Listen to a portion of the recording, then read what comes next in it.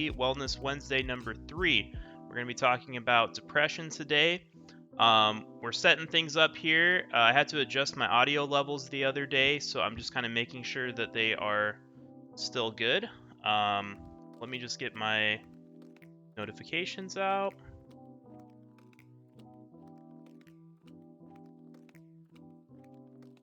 Hello? Hello. How's the audio? I need someone to find out for me. If you pull open the Twitch stream, you should be able to double check it if you can. I can't play it because of Hello, Echo's here. Yay. I can see if I can check the audio if you want. Yeah, just try listening to it real quick. You're gonna be a little echoey. Just to make sure everything is good to go. I think it's good. Yeah, I think it's solid. Is the music like a good level? Yeah, I think the music is at like a solid pace, solid, like not too much. Okay, good. But hey, Matt, welcome in. Ducky Furball, welcome in. How are hello, you Ducky guys Furball. doing tonight? We literally just started like a minute ago. So we're just kind of getting things set up. We're probably going to spend the first about 10, 15, 20 minutes just, getting everybody in here, checking in with you guys, seeing how everyone's doing.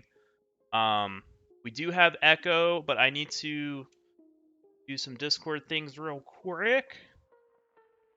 Because I have to like post some things to Discord and then go back to the window. Okay. So now let's try it. Castley22, welcome. Okay, let's try this out. Oh, did it work? Hey, hello. I think it worked. Welcome in. Hi, Sarah. Yes, please. Metacash. Hello. I know a thing or two about depression. Well, good. That's what we're gonna be talking about tonight. Skull Gamer 4, welcome in. Peter, welcome in, and welcome back to Phoenix, Peter. Peter moved back today, early today. So welcome. Again, if the music seems too loud, if it's getting hard to hear us, just let me know, and we'll go ahead and adjust that as best as we can. But yeah, welcome in everybody. Wow, it's a lot of people here already. Hey. So like I said, we're just gonna spend the first like 10-15 minutes just kind of catching up, getting things started here, making sure everyone can get back here in time. I'm back, bitches. You certainly are. Let's see. I need to double check something real quick with Streamlabs. I think I'm gonna let the chat stay a little longer. Oh, that's Ben. He's probably barking about dinner. I'm gonna increase it to a minute. Okay, so the chat will stay on screen a little longer. Nice, that's a good idea. But yes, I missed the last one, regretted it, so I made an effort today. Well, thank you for being here. Really appreciate you being here. What was that, Echo? News. They're getting uploaded. Yes. So I actually you can here go back and watch it if you want to. Boom. They're kind of long, but there's my YouTube channel. I have uploaded the first 2 mental health streams in case anyone here has missed them.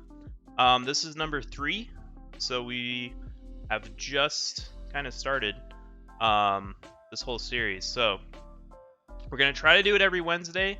It may not be every Wednesday, but that's what we're gonna shoot for. And we've called the title Wellness Wednesday.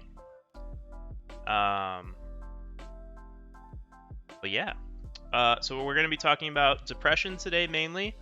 About our experiences with it.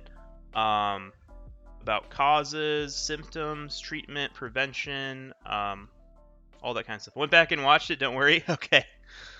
Well, thank you for watching that. definitely appreciate it, and thanks for being here again. If anyone doesn't know, Ducky Furball does art as well, and if you're Yeah. interested in getting some emotes, they would be a good person to look into that for. They posted to the Discord, my Discord, about it. I want to go look at them.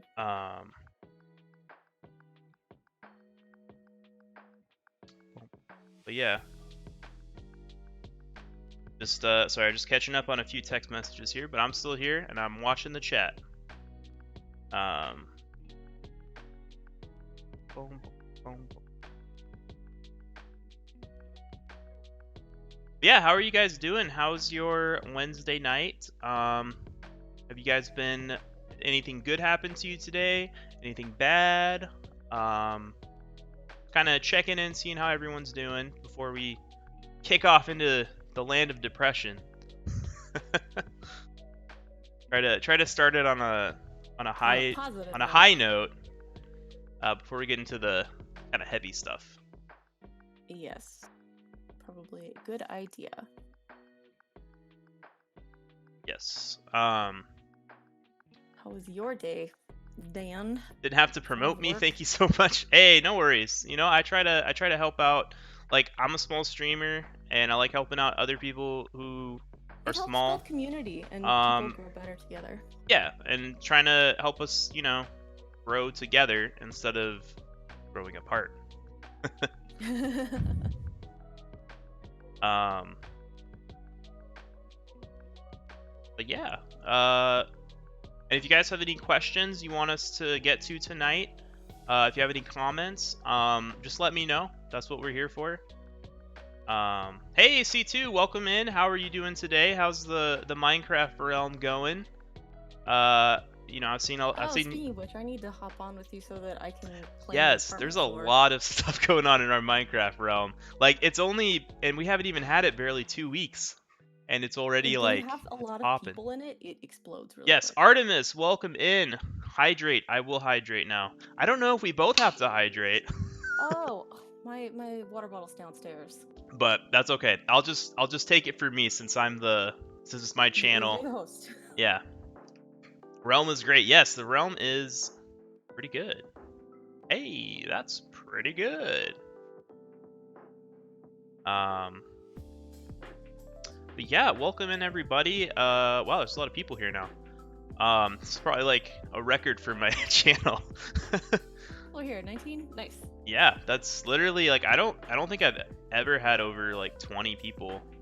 Maybe once from like a raid, but we had a mishap with the village in a raid, but it should be fine. Yeah, I did see that in the Discord. Where's the yeah, village? yeah, somewhere. Yeah, but thank you everyone for being here. Right now we're just checking in with everybody. So how's your day going? How's your night going? If there's anything you want to talk about before we start? So we've been live for about 8 minutes, so probably around, you know, another 5-10 minutes. We'll kind of go into the main topic for tonight. Hey, I'm here. Welcome, C-Sprint. Good to see you here. James Bull Rage, you made it as well. Thank you for being here. Yes, well, welcome everybody. How's your night going? How are you guys doing today? We're just kind of checking in. Do the Macarena. Should add channel points for that.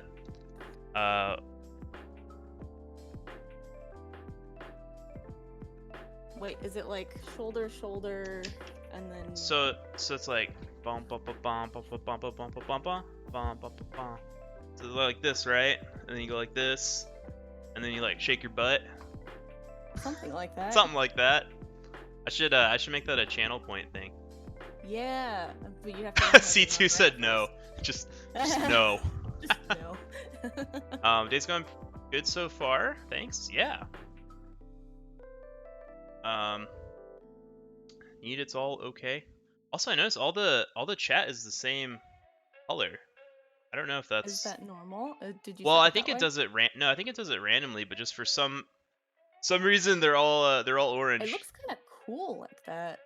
Yeah. Like the wall colors work with the yellows and greens. I'm just RPing Star Wars with my friend. Oh, that sounds fun. I'm a huge Star Wars fan. If you can see the R2 unit right here. Watching you. Well, thanks for watching. Do appreciate it. No normal. To me, I am pink. Oh, interesting. Like on my screen, it's all orange. Weird. Oh, like in the chat? No, it shouldn't be in the video. It's probably in the chat on the side, though. Yeah, I'm not sure. By the way, polls are exclusive to partnered streamers. I don't think they are. I think it's just maybe moderators can't do it. Because no, yes, I can run a poll from myself. Do you have to be like an associate? Is that what it is? Affiliate? Yeah, you'd have to be I'm pretty sure you have to be affiliate. Sorry, not but affiliate. Yeah, because I can run a poll right now because I ran one. I did a Minecraft stream not too long ago. But anyway, I became a Star Wars friend. Hey, JillyB98, thank you for following. Really do appreciate it. Welcome. Welcome to the discussion. We're doing a mental health stream tonight, going into the topic of depression, mostly. I became a Star Wars fan because of The Mandalorian. Oh, well, that's a great series. It's so good. We have to watch it, Echo. You gotta, yes. Would you gotta remind me. Yeah, I'll rewatch the whole thing. It's so good. Arm out, flip arm, shoulder, hand up, hand to his side. Hey, Macarena. Yeah, I think so. Well, thanks for that, Ducky. Made a mess trying to find some stupid, not so needed things. That happens sometimes. I slept for about an hour last night on the side of the road. My 12-hour drive turned into a 20+ hour drive after I blew a tire, but it's cool. Glad to be here. Oh yeah, you did tell me about that. That sucks, man. I'm sorry you had to experience that, but I am glad that you made it to Phoenix safely and that we're in the same area now, so we can hang out. Was that Peter? Did he? Yes. Yeah, he had a blowout on the way here. He's moving from Colorado. Like on a highway? Probably on the highway. Not fun. Not fun, no.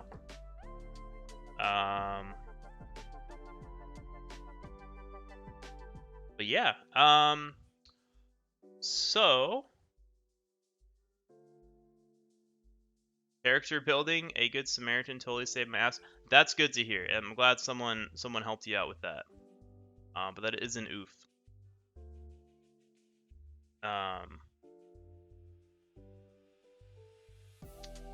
This is someone asked what the weather's like. So as you know, the entire center of the U.S. is full of snow right now. And I recently went out. I think I mentioned this on one of my streams, but I went out to like my hometown, to my childhood home for like one last time. And we actually ended up on the way out overnight getting 2 feet of snow in Arizona, like in the White Mountains. Which is something like 75% of the U.S. is covered in snow right now. Mm-hmm. It's crazy. Even like in Texas is just crazy right now. Mm-hmm. I got family in Texas, and I hope they're all doing okay. What temperature is it right now? It is 30 degrees. Yes, weather Fahrenheit. In Phoenix? No, it's not. No, that's a lie. It's 61 degrees right now. Yeah, so the high is 66, low is 45. So it's like, I feel like that's kind of appropriate for this area, right? I'm looking for new books to read. Do you have any to suggest? Well, I have a bookshelf here. It depends what kind of... Yeah, it depends on what you're looking in, or what you're asking. Oh, I can barely hear Echo unless I turn... Oh. Okay, give me a second here. I would say that, like, it's a little on the quiet side. Yeah, you might want to actually turn it up a little bit. Okay, how's this? Echo, testing. 1, 2, 3. Magic sauce. I love you. Is that good, everybody? Oh, it's funny. You can actually see like the little thing. Oh yeah, sorry, because I got the capture going in. Mm-hmm. That's funny.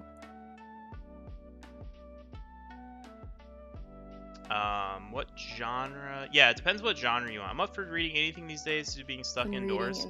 Yeah, if anyone in the chat has a recommendation. Indoors. Seasman says it's raining right now and it's really cold outside in Louisiana too. I can hear echo well. Okay, this should work then, I think. That's better. Okay, just let me know if. Hello, Betsy. Hey Betsy, welcome in. That's my wife, guys. She's but cool. Better, but not quite as good as Dan's. Okay. College roommate. Let me turn mine down a little bit then. Yeah, I feel like you don't realize how loud you speak when you have I do talk your headphones. very loud. Okay. I think this should be. We should be about even better? now. Oh, Good Omens is, and welcome in, Meg. Welcome. Hello. Welcome into the chat. It's nice to see you. Or hear from you, I guess. Yes. There's also a series of that on, is it Hulu, I think? That's another one I've heard nothing but good things about. Good things about Good Omens. Hello, Rosenthal. Better. Okay. This hopefully should work. Again, just let me know if anything, if the levels sound off later on. Also, we're in the same house right now. Yeah. I just want to throw that out there. I think like you're directly below. Right? Are you under this room? Yes, I'm under you right now. Echo is on top of me. Very many feet above in the sky. Yeah, better. 26 viewers. Oh, Amazon. Okay, that's right. It's on Amazon. Amazon Prime. Amazon Prime Video. So yeah, let's. I think probably most of the people are here, so we can go ahead and get started with our discussion. Breeze, welcome in. This is my nephew's wife. Oh. Who I haven't met yet, but we've kind of talked through streaming. I've heard so of them. They're the ones who sent you a card, yes? Yes. For your birthday? Okay. So we're going to talk about depression tonight. We're going to start, I think, with our personal experiences with it, because I think that's a good place to start, to just kind of get things real out there in the open. We should offer a disclaimer as well. Oh, yes. Oh, you know what? I meant to put that in the title. Oh, that makes sense. Friend, thank you for the follow. I appreciate it. Yay! Before we get started, here is a disclaimer. For the future, we could put it next to the chat. Oh, like just in there. Yeah, so I have a command. So if you just hit ! disclaimer. Nice, I like it. And yeah, so like it says, we're not medical professionals. We can't diagnose mental illnesses or anything like that. Like give you professional advice or anything. We're just fellow people. We're just people who are streamers and content creators, and we're just trying to share our experience and our knowledge of different mental illnesses that we've experienced, or things that other people have experienced, and we're going to try to talk about those things and hopefully make this an enlightening experience, learn about all this. So getting things started, Echo, did you want to start talking about your experience with depression, or you want me to start? So depression is something that we kind of have in common, which is it's because I feel like we should start with our professional diagnosis. So I have clinically diagnosed depression with mild anxiety, and then also mild ADHD, and then go ahead and talk about your professional diagnosis as well. I have bipolar disorder, so with that comes depression and mania, but I've experienced both ends of the spectrum with that. So that's kind of where we're at with our mental illnesses.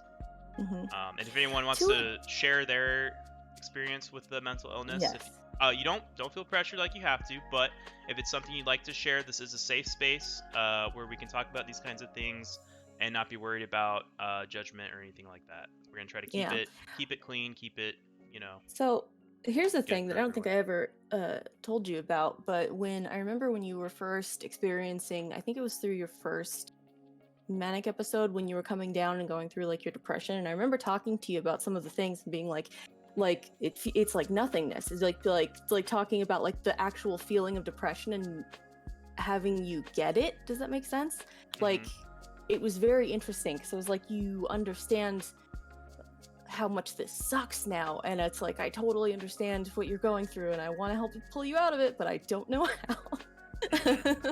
Yeah, But it was like I feel like depression is kind of one of those things that, like, if you've never experienced it before, it's kind of hard for you to like relate to someone that does have it. yeah. I do hear a lot of people um, who kind of dismiss it, like, or try to downplay depression. You know, they treat it Hmm. like it's not a big deal, and probably most of those people just haven't actually experienced it, so they don't really know, exactly what someone's going through with that.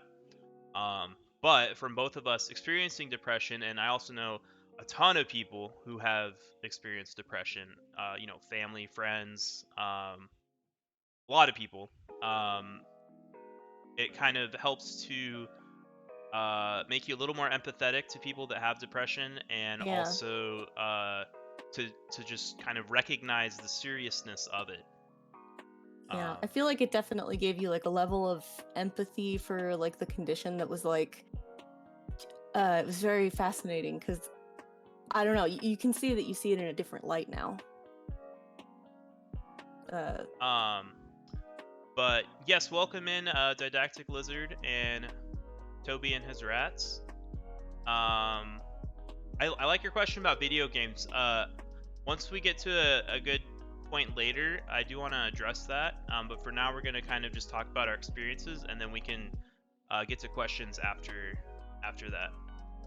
Um, Ooh, that's but I interesting. do, yes, people who don't understand, you only say the statement of "you have nothing to be sad about." It's true. Yeah, I do see that a lot. Yeah. Um, I feel like part of it is that like I wouldn't I feel like depression isn't completely sad. It's like it's so hard to explain because it's more nothing. It's like Well, a lack of and wanting. it affects people in different ways. Yeah, that's true. Depression to That's one very person might true. be completely different from someone else.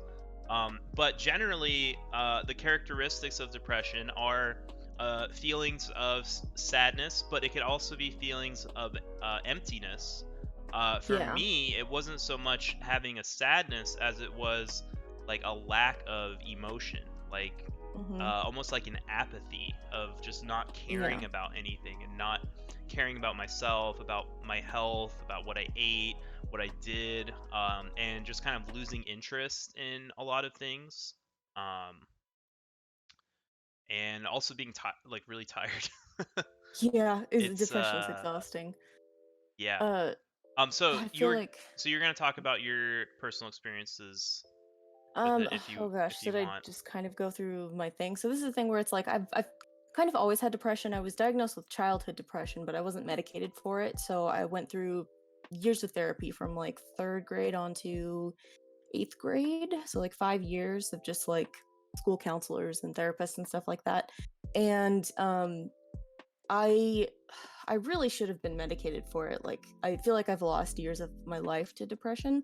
And then when I was there was a point where I went to London or to specifically the UK just to work on a master's degree, and the I think a big part of it was like the lack of sun. Like I have Hmm. a lot access to a lot of sun in Arizona, In Phoenix. which yeah.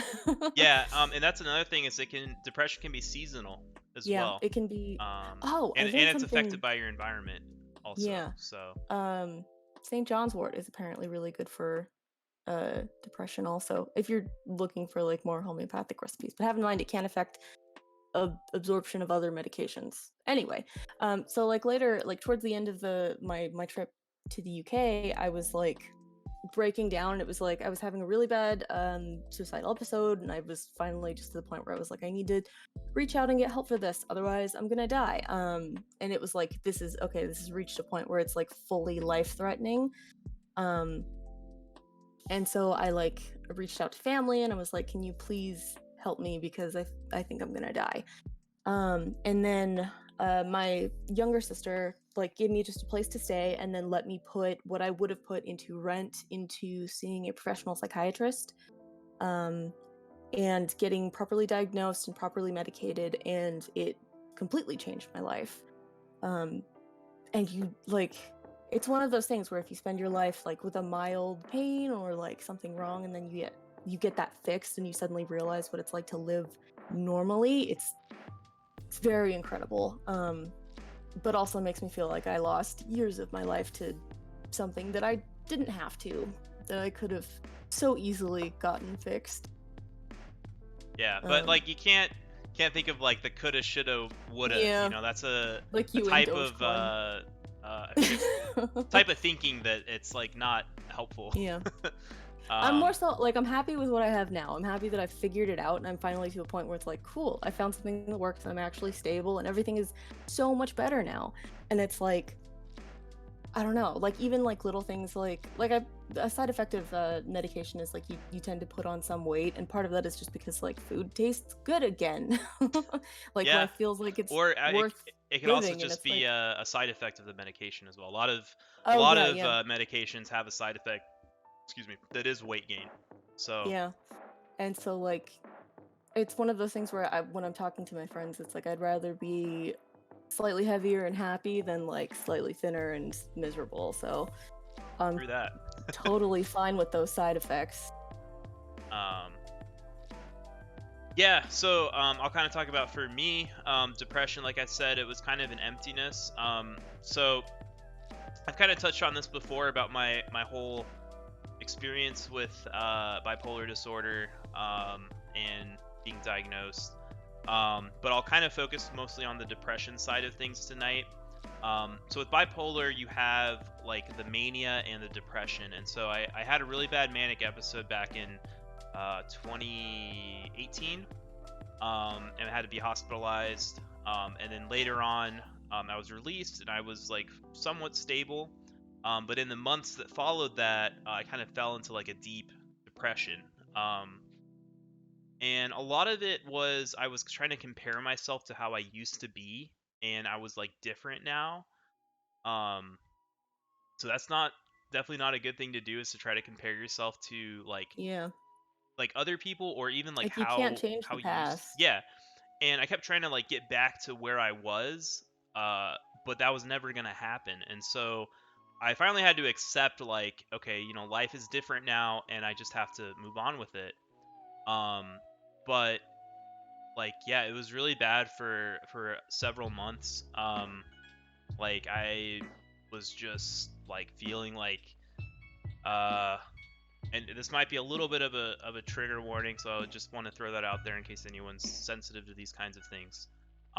But Yeah. So I like I feel was, like trigger warning to the whole thing, like to the whole this yeah, whole yeah, we should just kind of say, hey, this whole like we are thing's going to sort be of talking a about trigger like, warning. We are going to be talking yeah, about like suicide, suicidal about episodes and self-harm. So if you yeah, are very sensitive, self-harm, mental health. yeah, if you are very sensitive to that, just let us know, and or just kind of mute it for a while.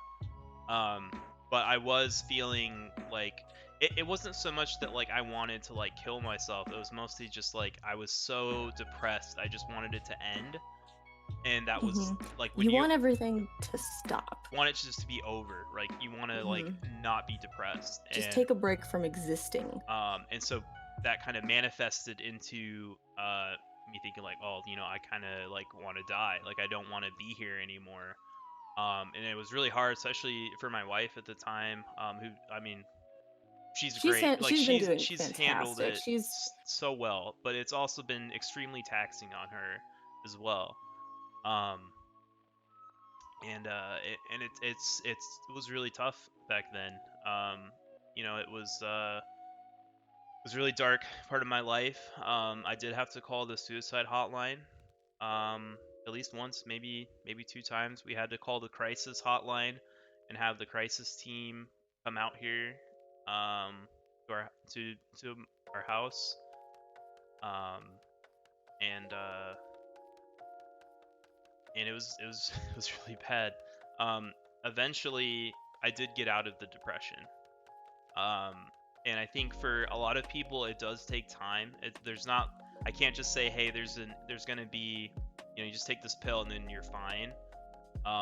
It is something that it takes time, and it's like it's a whole way of like retraining your brain.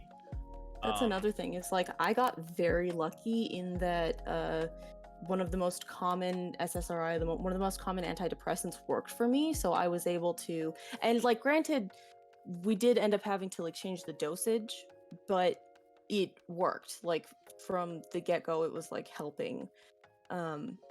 And that's not like everyone's experience. Like sometimes people have to kind of like try different medication to see what actually works for you. Yeah, that's the thing that sucks about medication is it's like all like trial and error. Like you try one thing, see how it works. If it doesn't work, you try another one, and like it can be really shitty. Like I said last time, I have a friend that literally it took him 10 years to find the right medication. He also has bipolar disorder. So I did eventually get out of it, and I think for me a big thing that helped was just doing things like there used to be like I used to play video games. I used to watch TV, but then I was completely disinterested in all of that, and I had to sort of force myself to like, okay, I'm gonna play a video game tonight, or I'm gonna watch a movie or a TV show tonight. And even though I didn't enjoy it, it at least like gave me a distraction from. It helps time pass. Right, and also just keeping yourself active is another big thing. Whether it's doing chores, being active at your job, exercise, going outside, getting a walk, once a day. Those things help me as well. And then also medication. And then later on I had another manic episode, and I was so scared that I was gonna get depressed again because I really didn't want to be. And I did get depressing because that's kind of a common thing after mania is to fall into a depression. Fortunately, it wasn't as bad as it was the first time, but it was still, not fun. I don't think I was suicidal with this depression the second time, which was good. And we didn't have to call like the suicide hotline. And then eventually I kind of got out of that as well, again by just staying active, and I worked with my psychiatrist, adjusting medications and finding what worked. So yeah. And for bipolar, the meds are slightly different, yes, because you have both lows and highs. So it's I kind of. Do I still have my notes here? I kind of discussed the different types of medication in our last session. Yeah, that was one of the things that we had talked about. And yeah, so like for normal depression, or major depression, whatever it's called, usually the most common is an antidepressant. Things like an SSRI, or SNRI. Hey, welcome in, Mel. Am I fashionably late or just regular late? Just a little regular late. Kind of a little bit of both. Started. We're like we started about 15 minutes ago. And we're right just now going over like our personal, like what our diagnoses are, and yes, we're sharing our personal experiences with depression and with our like mental illness as well. So we're talking about the medication for it. So like I said, antidepressants are a very common one for people with depression. But for people with bipolar disorder, typically they're on a mood stabilizer, and maybe mixed with a antipsychotic, to prevent the mania. Because it's kind of difficult. Like with bipolar, you can't really put them on an antidepressant because that can actually push them into mania. You have to use like a specific like antidepressant for bipolar disorder that's a little bit different. I don't think it's an SSRI. I think it's a different type. That was the thing that we talked about last time that I was curious about, and I actually want to Google this. It makes me wonder if there's like something relating to bipolar with serotonin. Probably. It's definitely a chemical imbalance, is the way I try to look at my mental illness, as just a chemical imbalance in my brain. That's really all it is. Same. Which it's awful, but also great because it means that it can be not fixed, but it can be treated. So there's like there's help. Right. So yeah, and if anyone, so now we'll kind of open it up to the chat. If anyone wants to share their experiences with depression, or if you have any questions so far, just let us know and we can kind of address that, and then pivot back to furthering the topics of depression. So just kind of, I want to just outline kind of what I want to go over today. So like I said, we did our personal experiences, and we'll try to get some of your perspectives as well. I do want to talk about possible causes of depression, the symptoms of depression. I've kind of touched on that a little bit already, but I do want to kind of run down, the most common symptoms, and the effects that depression can have on you and on others. And I'll touch on treatment a little bit. Now, we did really go into this in our last week.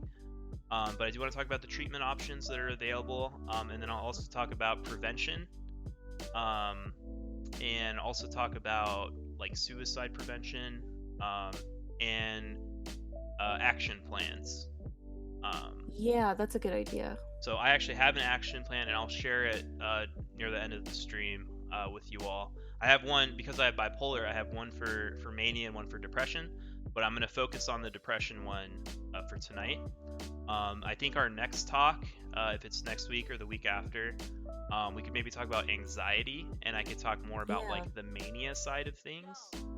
I think that's a good idea. It's kind of like the other side. That's actually kind of fascinating. I just realized like how double-sided both of these are. And it sucks because also depression, a side effect of depression can be anxiety, and a side effect of anxiety can be depression. So the two kind of really work, and I kind of wanted to talk about anxiety a little bit tonight too, but we are going to focus mostly on depression, but it's hard to talk about depression and not talk about anxiety because those are, kind of linked,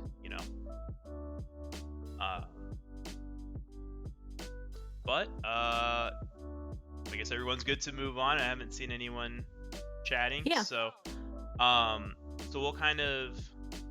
Oh yeah. So Toby and Israel, can I ask about representing depression in media?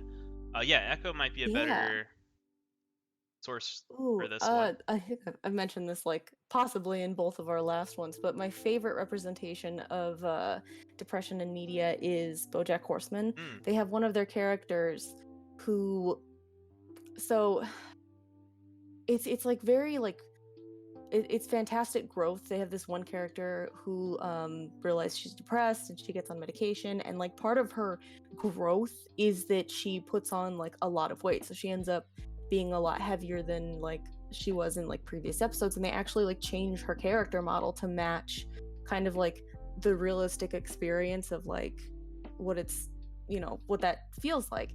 And it's like that's part of her journey of getting better, and it's treated that way where it's like, yeah, she put on weight but she's better now. And it's like one of those things where it almost feels like contradictory, whereas like in previous media it's like usually like fat people are treated as a before picture instead of like the like progress. Yeah, and also like Echo voiced someone in BoJack as well. That's another reason that I love the show, is also because I voiced a character in the last season. And I'm trying to think of any other characters who've represented depression as well. Like in BoJack or in other? Just in other media, because it's one of those things where I feel like it's usually in more adult, more adult media. I'm not too well, I know of like representation of bipolar disorder in media. If anyone's seen the show Dave on Hulu, I think there was someone in there that had it that I think was really good representation. I've also seen it in King of the Hill, and I've seen it. King of the Hill did a lot of like really fascinating stuff that was ahead of its time for the show that it was. But yeah, I'm not too like, I don't watch a ton of media. Probably should, but I feel like recently some of the best representation that I'm seeing is coming out of things like YouTube and Twitch and places where it's like an actual cross-section of real humans, and because of that you have like a better representation of, you know, real people. I mean, there's like, it has its problems, like pretty people tend to make it up to the top more than like normal looking human beings, and like, you know, all of the top influencers tend to be white guys, but that's just, you know, there's many reasons. Anyway, what I was trying to say was like, so yes, I want to acknowledge that there are problems with like representation in like YouTube and online content and that kind of thing, but you still do get good representation in things like YouTube, especially if you seek it out, because when you seek it out, you find that there's communities that are focused around these issues. Like one of the like first really big YouTube communities that I ended up getting into was the LGBT community on YouTube, and like it's a whole thing where it's like everyone knows everyone, and it's great because like you find one person who's like one subsect of like LGBT, and then they'll show you other people, and it's like you can get like a lot of really good representation that way, where you can see people who are like you, which is amazing. Welcome in, Callan. I did see your message. No worries for being late. We're just kind of sharing our personal experiences with depression, and we were asking if anyone else wanted to share that too. Someone asked about representing depression in media. I do want to address Ducky Furball's comment. I went through a very depressive state as a teenager when I was in regular contact with my emotionally abusive father.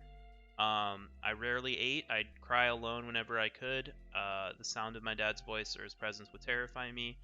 In general, I was miserable all the time. I know you're saying that. Yeah, teenageness sucks because like that's one of those times where there's lots of you're very high on emotion to start with, and then on top of that there's like how everyone interacts with you, and the fact that you're interacting with other people who are going through like similar developmental stage of life. And yeah,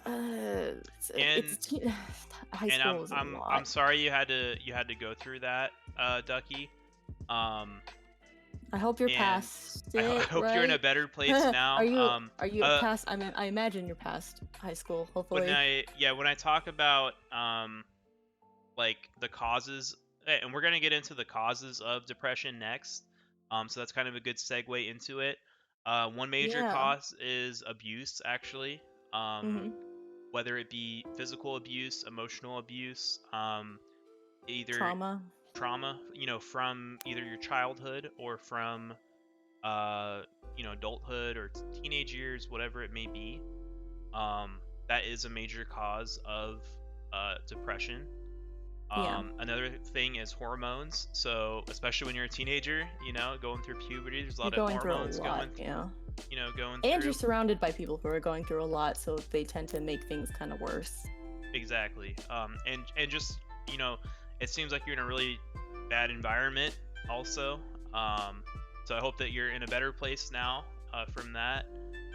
But we are going to talk now about the different causes of depression. So like I said, abuse.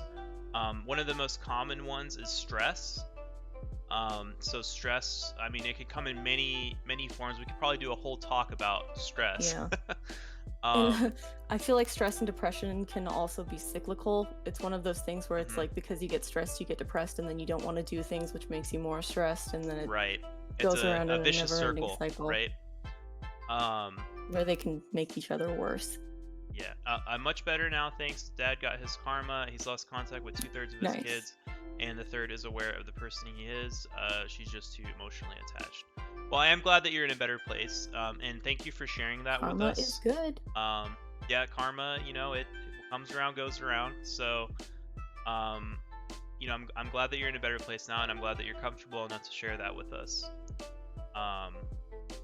So stress can be a big cause of depression, whether it's from your job, whether it's from, you know, if you have kids, you know, if you don't have kids, you know, relationships can be a big cause of stress, or lack of relationships. Yeah. You know, that's another thing. is that like depression is like, well, for me at least, it is a very mental thing. It is like because of the chemical imbalance, but it is affected by real world situations. Like for me, it's like even though like I'm on antidepressants, I still have had instances of like suicidal thoughts because of being in very bad situations, being in fights with friends or things like that. And it's like that's just because of like the situational effect. Um and yeah, that's so it's like, there's an effect of like the real world can also affect you. Yeah, and like Counter, when you're on that anxiety, depression cycle of bleh, yeah, it can be a cycle, cycling between anxiety and depression. Um, so yeah, so stress is a big one. Trauma can be another cause of depression. Um, PTSD, things that happened to you in the past that can kind of resurface in your thought processes and sort of, drag you down. Um, Another one is illness, whether it be mental or physical. COVID Hmm. is out there. Yeah. Oh Uh, my gosh, COVID is making everything so it's complicated right now. Yeah, with the Like, pandemic, with people losing their jobs, with hmm people literally dying, and if you can get a COVID vaccine, I yeah. strongly recommend you go for. I know my parents, I think, just got theirs. hmm They're a little bit older, so they're higher risk. But definitely Yeah. try to do My that if you aunt just can. got hers, but I found out that she decided to get her vaccine because her sister died of COVID, and it's like, wow, it's one of those things where it's like there's 2 degrees of separation from like 2 people I know who have died from COVID. Thankfully, no one I've like who's been like very close to me, but I've known people who have died of COVID, and that's a lot. Yeah. Side effects of medication. Yes, that could. There are medications also that can cause depression as a side effect. Um, Yes. that's something I was getting to here. um, but yeah, you could be taking a medication like to treat something else, like anxiety or panic attacks or something, and then a side effect could be depression of that.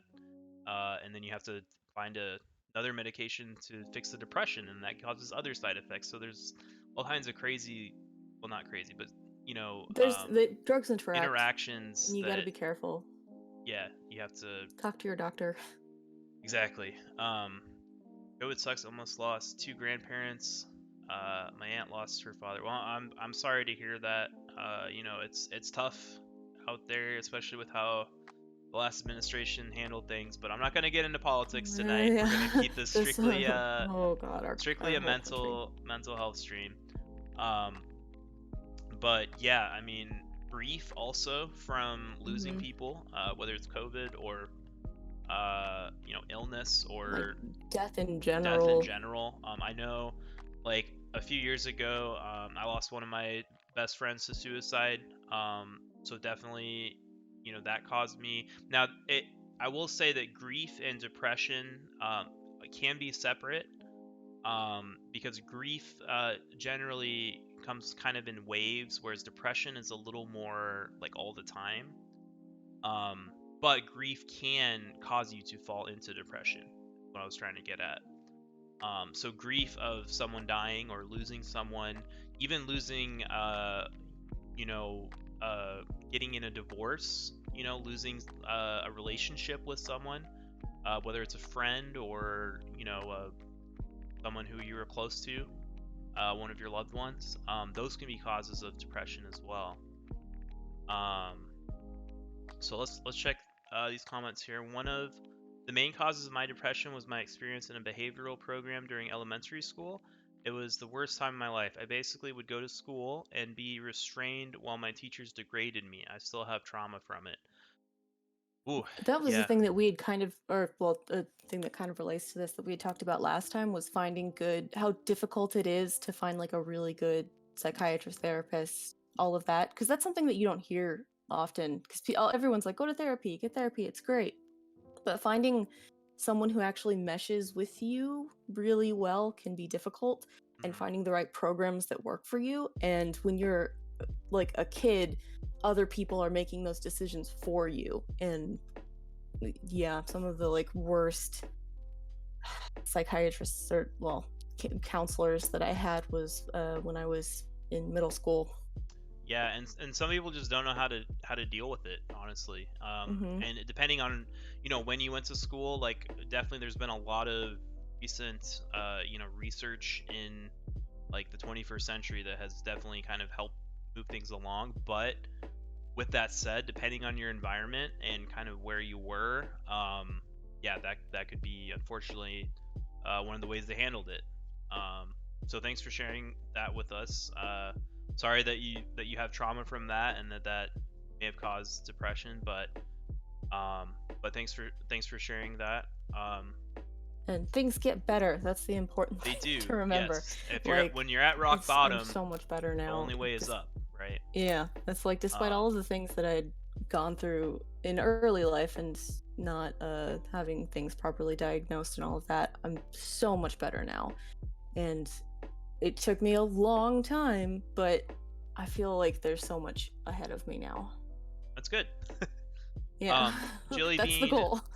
Jillybean said, I used to try and tell my mom how I was feeling, but her usual response was always, everyone goes through that, or some people have it worse. And so I just tried to shove it away now. And I'm definitely afraid of feeling like a burden to others, so I just let my friends vent to me and I try and help them rather than let them know what I'm going through. I definitely get on that feeling of just wanting to go away and save people the trouble. Yeah, so definitely that's a lot. I would encourage you to try to be open about it. I mean, I'm not sure how close you are with your friends, but I'm sure if they're really your friends, they do want to help you and to see you in a good place. So if you have any close friends that you can talk to about that kind of thing, I do encourage that. And yeah, unfortunately with parents, sometimes they will try to shove it off as okay, everyone goes through that, or some people have it worse. What are you complaining about? Like back in my day, we had $2 that we bought a house with, and it fell down, and then we bought it. It's one of those things where I feel like parents are just people, and I feel like it's one of those things where they're not always going to be perfect, unfortunately, which really sucks. But yeah, the feeling of just wanting to go away and save people the trouble, I think there's a lot of people who feel like that, who they don't want to put the burden of themselves on someone else and kind of like unload, like, hey, I have all this emotional distress that is bottling up that I want to tell you about, because you're kind of scared of how that person's going to react to you. At least for me, like if I had a friend like that, I would definitely want them to tell me about it, because I would rather them get that off their chest and have things be a little bit uncomfortable for a while, than to never hear from them again, right? Or to lose them to suicide, which has happened to me. So just try to be open if you can. And like we're here too, if you want to talk about anything, feel free to share it on here as well. And then Ducky said, yeah, my mom's similar. She means well, but she often takes my problems personally. Yeah, unfortunately that can happen sometimes. That's a thing that I keep seeing on TikTok. Sorry, this is semi-related, where sure. like people who are kind of like our age, millennials, are realizing that like parents are people, and they weren't exactly like taught how to parent. They just kind of did the best that they could, and so now they're like, hey mom, I feel like you did this wrong when you were parenting, and it kind of scarred me and hurt me in ways that I feel like this, I just wanted you to know that this was a thing you did wrong in your parenting and it's affected me. And then their parents get naturally very defensive, like, I didn't do that, I never said that, I wouldn't have done that. And it's just natural human defensiveness. Whereas I feel like we're getting more open now, just like as a society. Like as a as a humanity, as a we're getting a lot more civilization. open. Yeah, as a civilization, we're getting a lot more open with our feelings and like how things are processing, which feels very mature, as long as you don't take things personally. As long as you can kind of try and like be a little meta about it and put yourself outside of it and say like, okay, I understand that you feel this way, and I'm sorry if I made it, if that's my fault. It wasn't my intention. You know, just like, that's another thing. Apologizing is hard.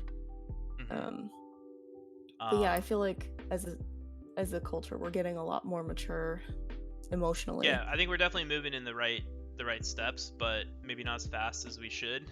Yeah. Because definitely, like, we're still, people are still dying from suicide. You know, every 12 minutes, someone in the U.S. dies from suicide.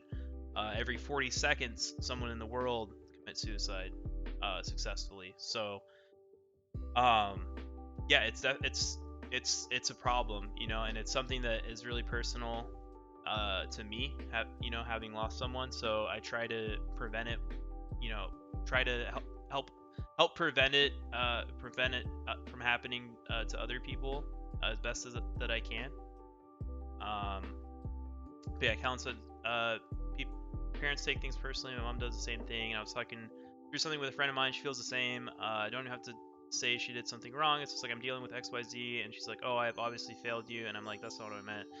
Yeah, it's tough when people take it personally like that, and that's just how some people are, and you just have to kind of accept that and just maybe try to find someone else that maybe won't take it personally.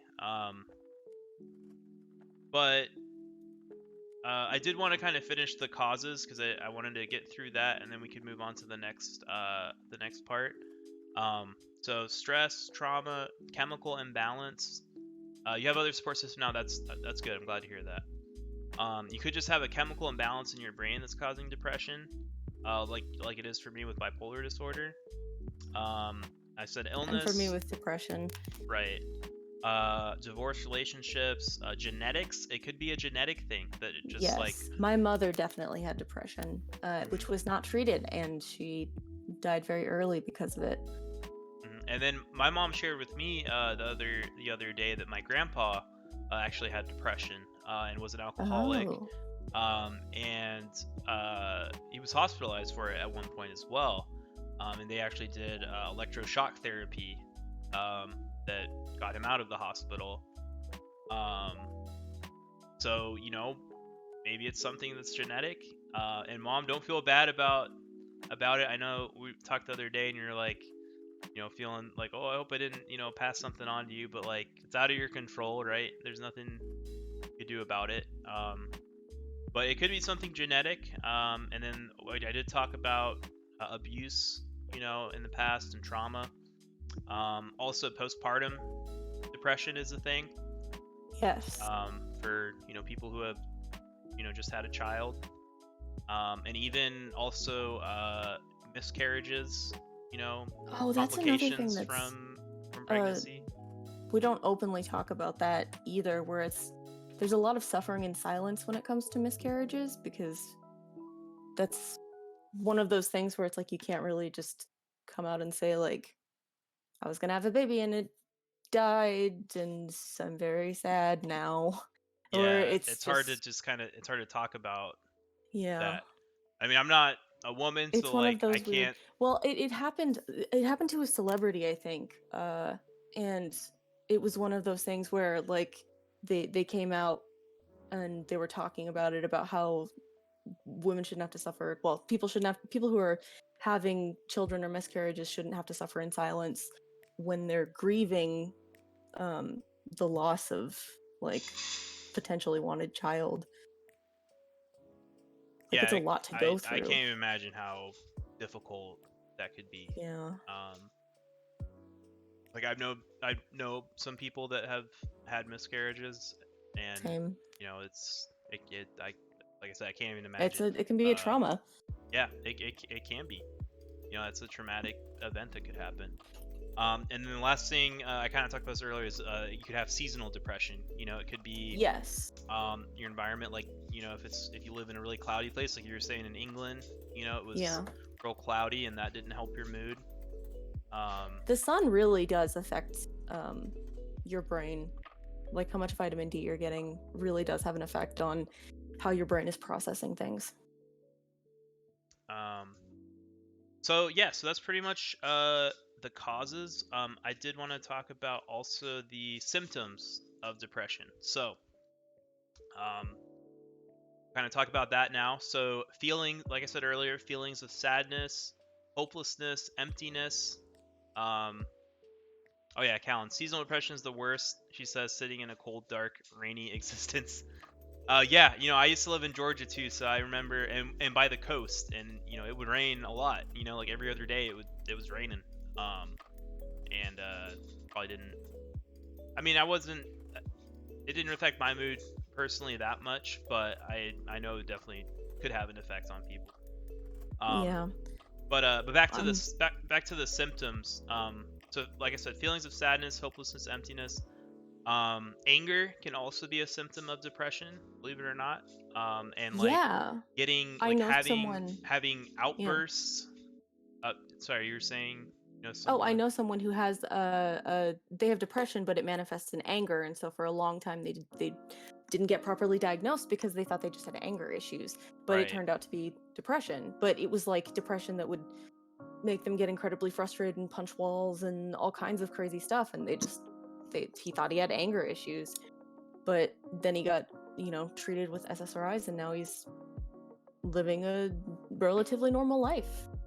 So yeah, so that's something you might not really think about being you know, a sign of depression, but it could happen. And also like annoyances, like being like little things that tick you off or like set you off. It can build up. Yeah. Like, they forgot to put this spoon in the dishwasher. I'm gonna punch this wall now because I'm so angry that this person didn't do that. You know, that could be a sign that, you know, there's an underlying cause there, that it really wasn't just about that. It's, you know, something that has been building for a long time.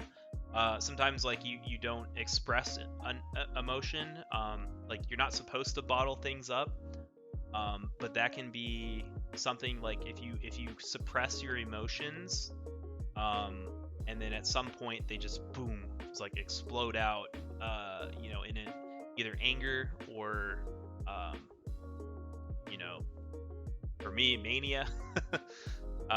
So that's something you really want to watch out for. You know, if you have a support network, to just try being in contact with them about your feelings and about, you know, especially if you have a mental illness or you've had a history of depression, or check in the pandemic. Yeah, and with the pandemic, you know, anger and frustration as symptoms of depression sounds familiar. Yeah, if it's something you've dealt with, yeah, it can be a symptom. And then yeah, I was just getting to that, Jilly Bean, loss of interest. Yeah, can't get the motivation to do them. So loss of interest in activities and hobbies, things that you would normally enjoy, you just have no interest. Like you don't, like, I think Echo, you said this once, that you like just don't want anything.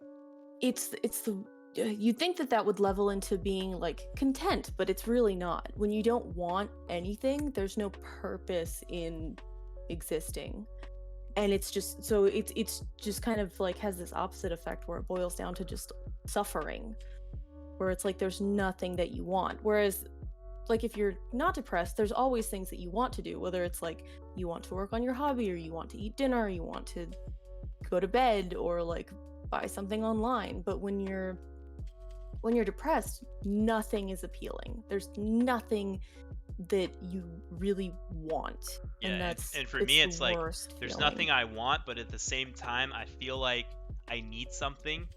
Like I don't want anything, but I know I'm missing something, but I don't even want to. I don't even want to fix what I'm missing. Is the hard part.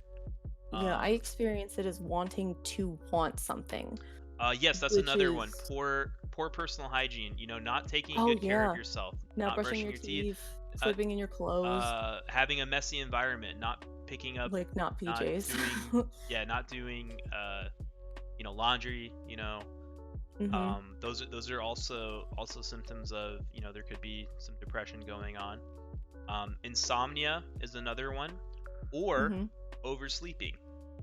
So it can it goes on both ends. You could either find it very difficult to fall asleep because you're depressed, or you can just sleep way too much because you're depressed. I know a big thing for me was I would, wake up in the morning and I would just want to go right back to sleep. And, I would sleep in an extra, hour or 2 or 3 or 5.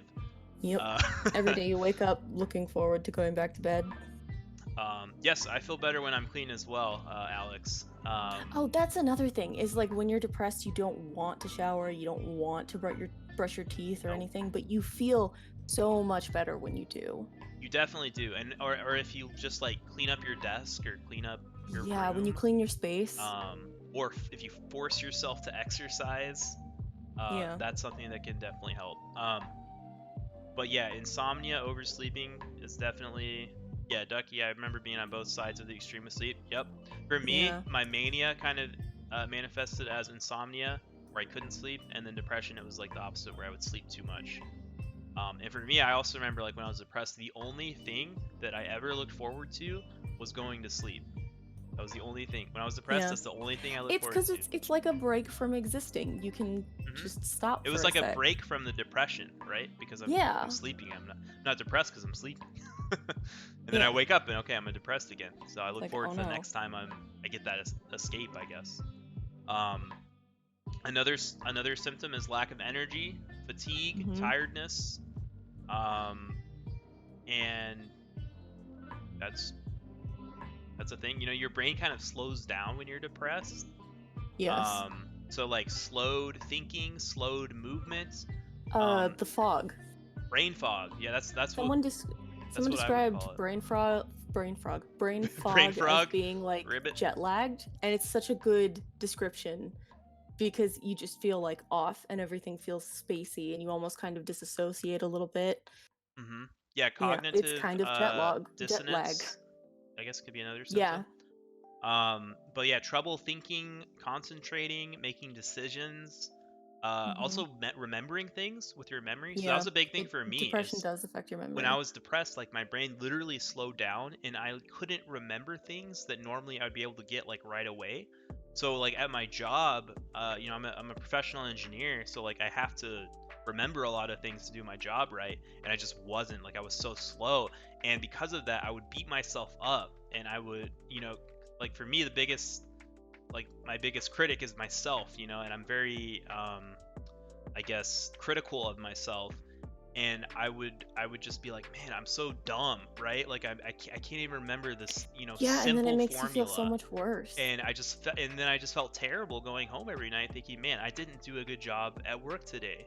And it's like I said, it's like that vicious cycle where I felt bad because I wasn't doing it like an efficient job, and I wasn't remembering things, and that made me feel depressed, and my depression further hurt my memory and my ability to perform. So like I said, it can be a vicious circle, a vicious what's it called, spiral.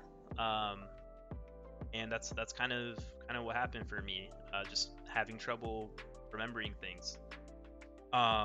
Another thing is anxiety or restlessness can be a symptom of depression.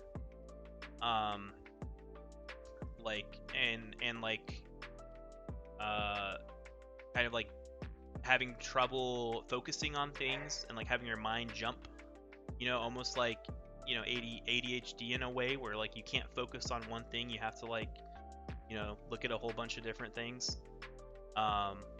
Okay, James, thank you for being here. Appreciate you joining us in the discussion, and I hope you have a great rest of your night.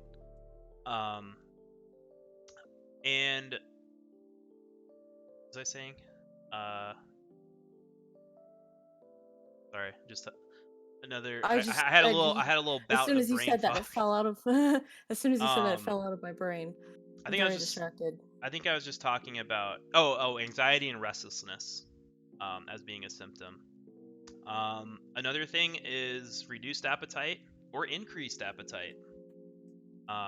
Yeah. Like you said, jumping from one thing to another with anxiety. That's something that anxiety can kind of. I have heard before. This is a little bit related to this. Is that like depression, you're kind of living in the past, and anxiety, you're kind of living in the future.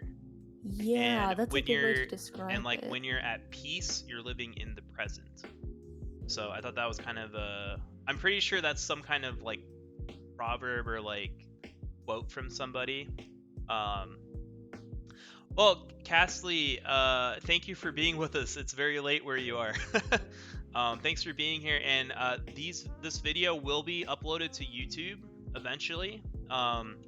So I'll put that in the description here. Feel free to subscribe on YouTube, and you will see this whole stream in case you want to rewatch it later. It'll also be saved on Twitch for 2 weeks, but after that, Twitch deletes it. So,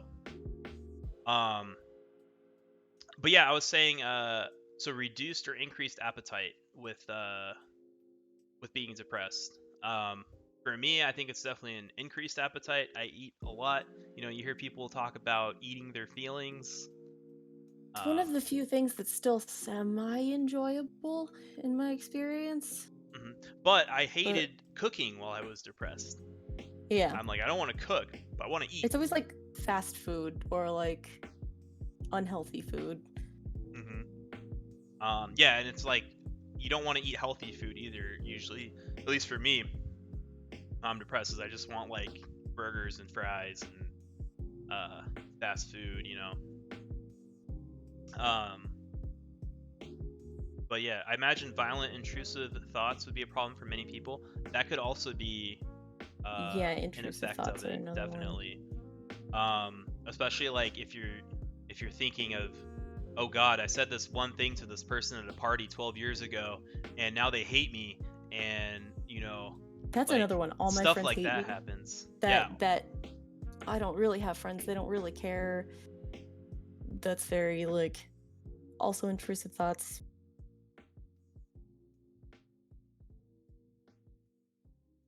Yeah. And then yeah, like I said, fixating on the past, another symptom. And thoughts of death, of suicide, self-harm. Those are also indications that you're probably feeling depressed. And then also you can also get physical problems from being depressed. Whether it's headaches or yeah, it's bad for your health. Back pain can even happen. Oh. I think Echo froze. I think she was maybe deep in thought. Yeah.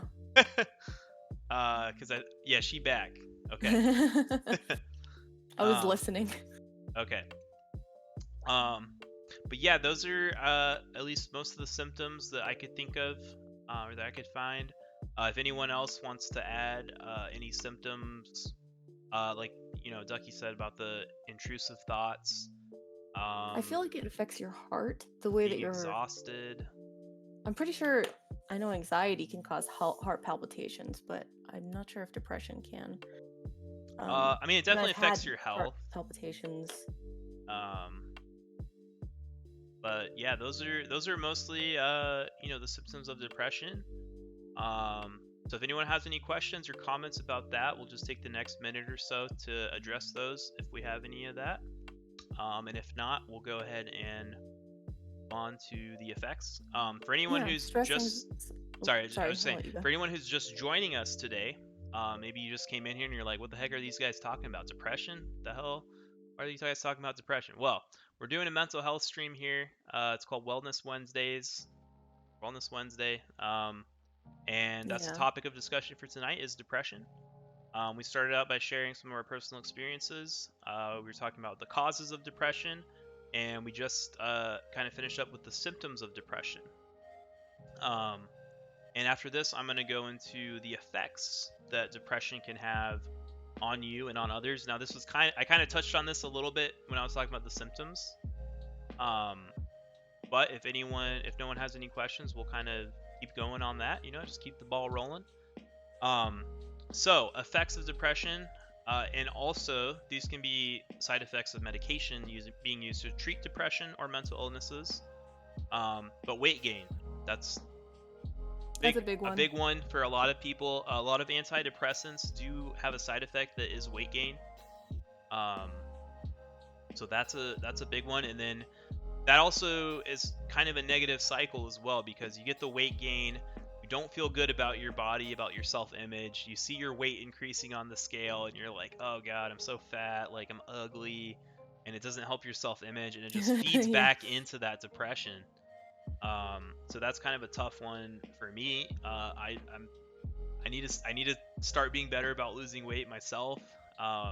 I saw this, I want to throw this out there. I saw this really great thing on Twitter that has changed my life a little bit. In early January, people were sharing this tweet that was like, no more self-deprecation humor.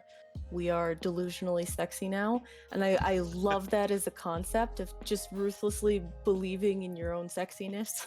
It's just really great. Just being like, no, I'm perfect. I'm great. Yeah, I mean that can definitely help your. It manifests in your head where it's like, oh, I am pretty good. I'm like, pretty great actually. I'm pretty good. Okay, so I'll see here, Callan. If you could elaborate on how you got out of the I'm having trouble remembering things. I feel like a failure at work, and then that feeding back into the depression. How did you get out of that cycle? Just whenever you get to it. Would appreciate some info as a fellow engineer. Yeah, so Callan is a fellow civil engineer, by the way. Wait, I found out I heard you briefly talking about this. Yeah, I think last night we were talking about that. Or Monday night, sorry. Yeah, so for me, I think like it's tough because when you're in the depression and you're having trouble remembering, it is hard to like get out of that. For me, I would definitely, if you have a doctor that you're seeing, talk to them about it. Maybe try a medication or something that could help you with that. And if not, you could try therapy, or if you have a support network, someone you could talk to about things, of getting things off your chest. I know that doesn't exactly answer your question. And also everyone's different, so I'll try to help you, but like you could have a different experience than mine. Everyone's got different brain chemistry as well. Different situation, different environment. And we can really only speak to our own experiences. Yeah, like I could try, but like I guess for me it was just I just kept at it. I just kept going, and I kept I tried to push myself a little bit. And eventually I was kind of like getting out of the depression and feeling better. And Clarence, I was just wondering if you had any suggestions. This is helpful. Well, I'm glad we're being helpful to you. I'm actually on medication for my mild ADHD that affects memory, which is good. So you could talk to your doctor and see if you have ADHD. You'll have to like talk to them, but it could be related to something else. But that was my experience. Yeah, and I would say just keep going, and hopefully you'll start picking yourself up out of it. I was gonna talk about treatment for this. So Betsy has some good ones here. Write things down. Routine helps. Definitely. Yes. Post-its. Infinite post-its. Yeah. If you forget things, just try to get in a habit of writing them down so that you don't, forget them later. If you happen to remember something that you don't want to forget. And then routine helps. Just getting into the swing of things. Like, if you go to work every morning, just try to keep the same routine and just try to keep going, and try to work in some of the treatment options that we're talking about tonight, and that we talked about, the last session. And hopefully that kind of helps you, like exercise, therapy, talking about your feelings. So I guess, so I kind of wanted to finish the effects that depression can have. So I did talk about weight gain, physical pain we kind of talked about, just like you could have like a really bad headache as an effect of depression, or like back pain. I mean, there's all kinds of different physical problems that can manifest from depression. Alcohol or drug misuse is another big one. Yeah. I know, Echo, you talked about, your Yeah, my mother had like I I think she was she definitely had undiagnosed mental issues. I think depression was one of them, but because of that she ended up having a lot of problems with alcohol abuse, drug abuse. So that's like a way that it can manifest if you're not properly helped, or if you don't seek out help for it. And that's also like my grandfather, my mom said, was an alcoholic, probably as a byproduct of depression. So yeah, alcohol, drug misuse can be an effect. Anxiety can be also another effect. I kind of talked about that already. Social conflict and social isolation. For me, that's definitely a big one for me, is when I'm depressed, I socially isolate myself a lot. Like I don't talk to my friends. I don't really talk to, my wife very much. When I was in that depressive state, I would pretty much, I would go to work, I'd come home, I would just want to be alone. Which it's tough, because like when you have depression, the best thing is to share it and like talk to other people about it and get your feelings out, but you don't want to when you're depressed. You really don't want to at all. And part of it is you don't want to burden others, but at the same time you also like just don't want to. Like you want to keep everything bottled inside. You want to be all alone. You want to go to a little corner, put the covers over you and just kind of lay there and yeah, just like die, stop existing for a bit. Yeah, is kind of how it felt for me. So I'd say social isolation for me was definitely a big, if my wife can see that I'm isolating myself a lot, then she knows that I'm probably getting into the depressive side of things again. But I'm sure other people... routine helps a lot, which sucks because when you're depressed, that's like the last thing you want to do is like your morning routine of getting up when your alarm goes off and brushing your teeth and putting on your face and brushing your hair and making breakfast and coffee and all of the normal things. I didn't want to tell anyone, partially because of pride. Yeah, that could be another thing. Like you don't want, and that's a big one, I think, especially with men, I feel, is you don't want people to think you're weak, and you don't want people to think that there's something wrong with me. So you put on a facade, or a different persona that, hey, I'm great, I'm doing good, and then you get home and you hit the bottle all night, and then you pass out. Men are more likely to suppress their emotions than like openly talk about them the way that women are, which is why women can too, though, but just women can too, but general, men are more likely to. That's why the suicide rate for men is so much higher than women. Yes, males are also because men are more likely to attempt suicide in more violent ways, whereas women are more likely to try things like taking pills and self-poisoning and things that have higher rates of survival. I did look up a few facts today about this. So males are 4 times more likely to die of suicide than females, mainly because 51% of suicide attempts by males in the U.S. are from firearms, which are deadly weapons. That's why that's one of the things where it's never have one in our house. Most gun deaths are self-inflicted. Yeah. And then for women, the leading cause is poison. So, overdose. Which has a high rate of survival because so women are actually longer, it's not instantaneous. I think there's 3 times as many attempted suicides. From women versus, I guess that makes sense. Versus men. And it's also the second leading cause of death for people aged 15 to 24 in the U.S. That makes sense. Which makes sense because, there's still... That's one of those you're developing as a person at those ages. So, okay, I'm not trying to, like, bring everyone down with these facts. We're just... The mental health thing, it's kind of related. To talk about the reality of it. Yeah. Uncontrolled spending, trying to fill a void. Yep, that could be another effect. I've been there. For me, it was more in the mania side of things. Kind of a byproduct of that is excessive spending. And like I bought a Tesla. Well, like when I was manic, I pre-ordered a Tesla, but then luckily when I came out of the hospital, I was able to cancel it. I didn't hear about that one. That's a lot.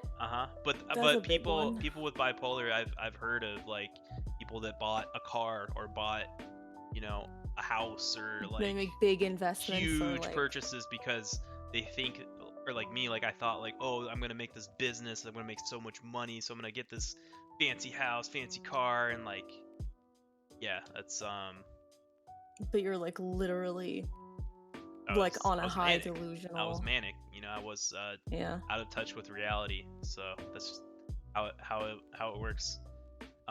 Did you have suicidal thoughts but had no intention of acting on it? Like you just imagined what would happen to everyone afterwards?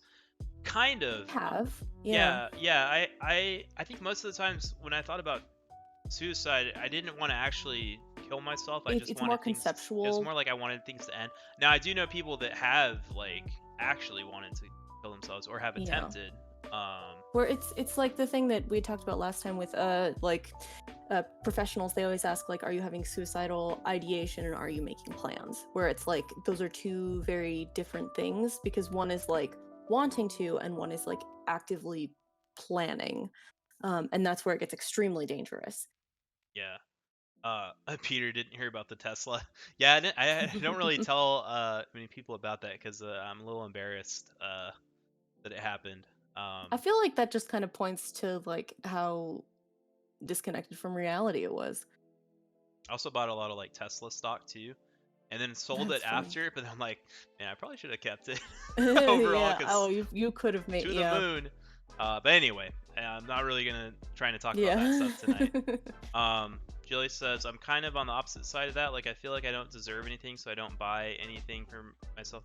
That makes sense. Yeah, like you don't want anything, and you feel that you're not worth spending the money on. Imagining how it would affect others is what reminds me that I don't really want to die. Yeah, and that's what helped me kind of stop from being suicidal, is thinking of the effect that you would have on others if you committed suicide. My mom, you told me you were gonna buy me a real badass car. Yeah, I probably did say something like that. Sorry about that. Maybe one day, Mom. Gonna give her the Tesla. Maybe one day I'll be able to do that, but I'll be more realistic about it. But I was gonna say, yeah. So imagining the effect it'll have for me now, because I've lost someone to suicide. I think back to being at James's funeral and seeing, everyone there affected. And just thinking like, if I did that, this is what would happen. This is what the reality would be for my family and my friends. So I think that for me has really helped me, like, to prevent me from thinking like, okay, I can't do that. My family, my friends, like, I don't want them to cry over my coffin one day. You know what I mean? Yeah. So for me, that's like you said, imagining of how it affects others. That's a big one to try to help people with suicide, is just thinking of the effects that could have on other people. I think that a lot of times helps prevent people from committing suicide because of that, But yeah, I mean, suicide could be an effect from depression, unfortunately, and we'll do our best to prevent it. I will talk about prevention things we can do in a little bit here. My niece is 3. She wouldn't remember me, and her brother is 7. I don't remember much from when I was 7. Yeah, but still, even if someone won't remember you, they'll still get to an age where they know that you're missing. You know what I mean? And so yeah, I'm trying to trying to not like remember there's also like other people just in life that care. It's there's so many more. I don't want her to forget me. That's true. I'm glad you're still here, Alex. And there's so many people in your life that you affect on either a personal level or even on a superficial level that your absence would make it would just affect so many more people probably than you realize. And it's kind of a heavy thing to think about, and I'm not trying to guilt trip you into living. I'm not trying to yeah, exactly, but I'm just trying to talk about things that have helped me and maybe could help others as well. Was there anything you wanted to add? No, I think that's good. Like it's true. Like that is one of the things that helps to think about. For me, I try to like externalize it almost when I'm going through like a depressive or suicidal episode where I stop and think it's not me. This is like just my brain having a bad reaction. This is something that like this will pass and it sucks. And I don't want to feel this and I don't want to experience this because I don't want to exist right now. I want to just like stop everything, but it'll pass because this is just something my brain is doing to me. And it helps to kind of, even though like you are your brain, it kind of helps to like separate the idea of like my body is a physical thing and me as an entity. Even though they're really more connected than even though it's like essentially the same thing. Yeah, it helps to be a little meta and externalize it to a degree. Yeah, so that's kind of most of the effects. I also want to add self-harm. Even if it's not suicide, I did want to talk about self-harm a little bit. Yeah. Maybe did you? I know that warning here. Yeah. But yeah, I have done self-harm before. Same. I have a question because your bipolar started when you were more developed as an adult. Did you have like self-harm instances in like adolescence or in adulthood? Yeah. And so I wasn't diagnosed. For those who don't know, I wasn't diagnosed with bipolar disorder until I was age 25. But I do remember I remember in high school of I had some really bad relationships, right? Why is it always like relationships that spur that? I don't know. Because mine was kind of the same. Yeah, I had some really, kind of shitty relationships, and it made me, feel bad, and I did, cut myself.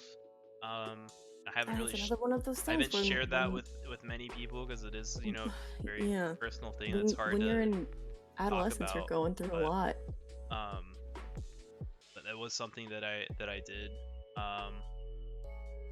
And it's something that I'd done also when I was in my depressive phases after being diagnosed with bipolar disorder. That's kind of the thing that wound me up in the hospital was thoughts of self-harm and of suicidal or homicidal ideation. That was batshit insane.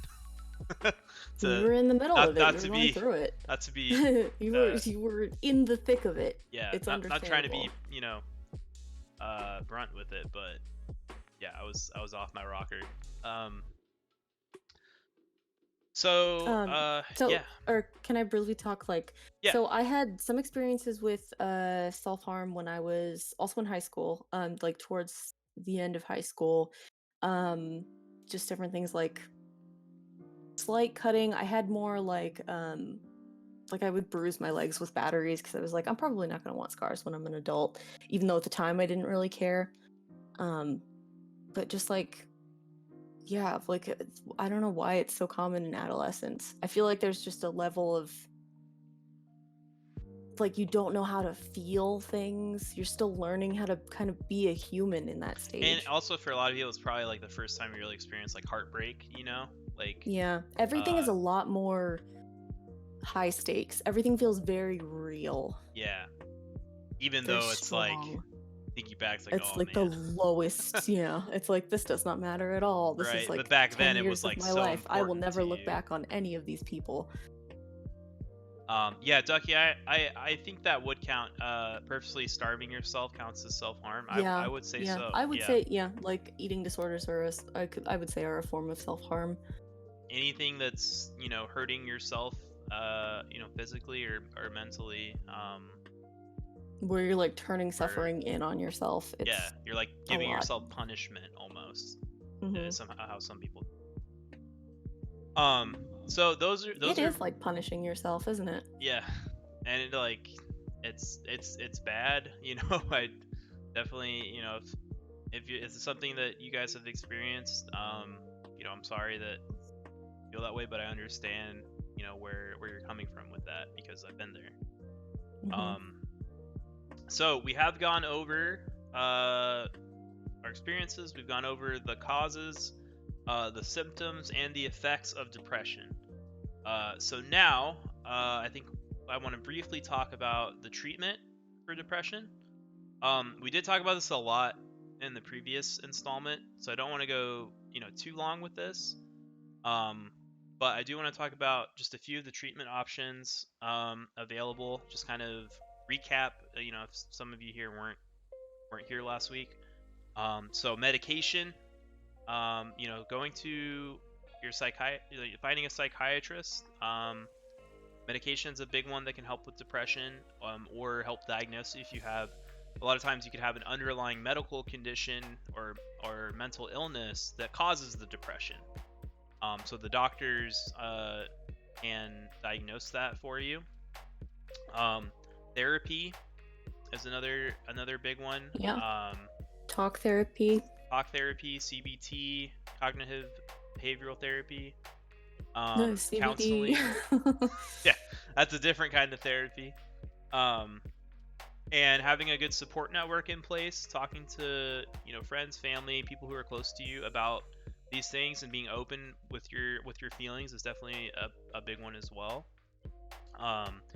Things like exercise, meditation, prayer, mindfulness, those are all good tools to help you with depression. Crystals work for some people. Crystals, maybe, if it works. Placebos. It's one of those things. The placebo effect is a strong effect. It's an actual thing, and it can affect it's a mind over matter thing. So for some people, crystals might work. Yeah. Real quick, Mel says, would not keeping up with personal hygiene be self-harm? I feel like that's more of an effect, because that's not something that you necessarily do to punish yourself. That's just something that you need to do that you don't have the motivation for. Yeah, it's kind of, for me, I probably wouldn't classify it as directly as self-harm.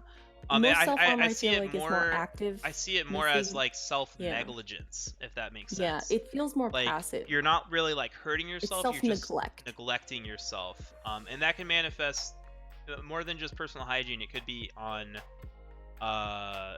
like your diet, like not eating the right foods. Not treating yourself Hey, great. Jude, welcome. How about not shaving? Yeah, that could be. I would include that in like the list of. Probably not self-harm, but again, like the negligence, or like not getting a haircut, not showering. Those are all things that are related to depression, like as a symptom or an effect of them. But self-harm for me, I would probably categorize more as like actively hurting yourself, or physically, or abusing alcohol or drugs or that kind of thing. My struggles were more or less down to needing to escape a harmful environment rather than needing to cure a chemical imbalance. That's true. Depression can come in many different forms, like we've been talking about. And this is one of those things where it's like your environment does have an effect on your mental state. So it's like if you suffer from depression, things that affect you externally could affect you a lot more dramatically. where it's like small things could end up being really big in your brain. And yeah, being in a harmful environment can be a lot. Yeah. That can affect you mentally. Yeah, I can definitely see how, like, your environment plays a huge factor on your mental health. So just kind of removing yourself from that environment and putting yourself in a place where you feel more at peace or more, protected, can have a big effect on improving your mental health. Ducky says therapy would definitely help. I never got it, but I could still probably benefit from it. But I can't tell you how great the relief was to no longer have to go back.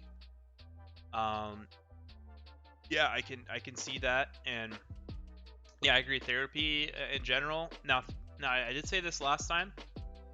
Therapy will only work if you want it to work, and if you're open to it working. If you go into therapy and you say, "Oh, this therapy is a waste of time. I hate my therapist. It's never gonna work."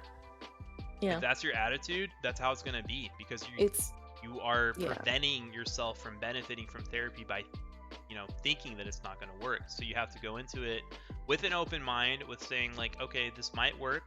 Hopefully, that's the way that you would need to approach therapy for it to work. So I kind of went through the treatment options: medication, therapy, exercise, meditation, homeopathy, that was another one. Yeah, like alternative medicine, or like more natural things. Ashwagandha, St. John's wort is one that's good for you. Yeah, and even what's the melatonin? Is that what helps you sleep? Yes, melatonin. Like that's what I need to sleep, like because melatonin supplements I was taking, or something.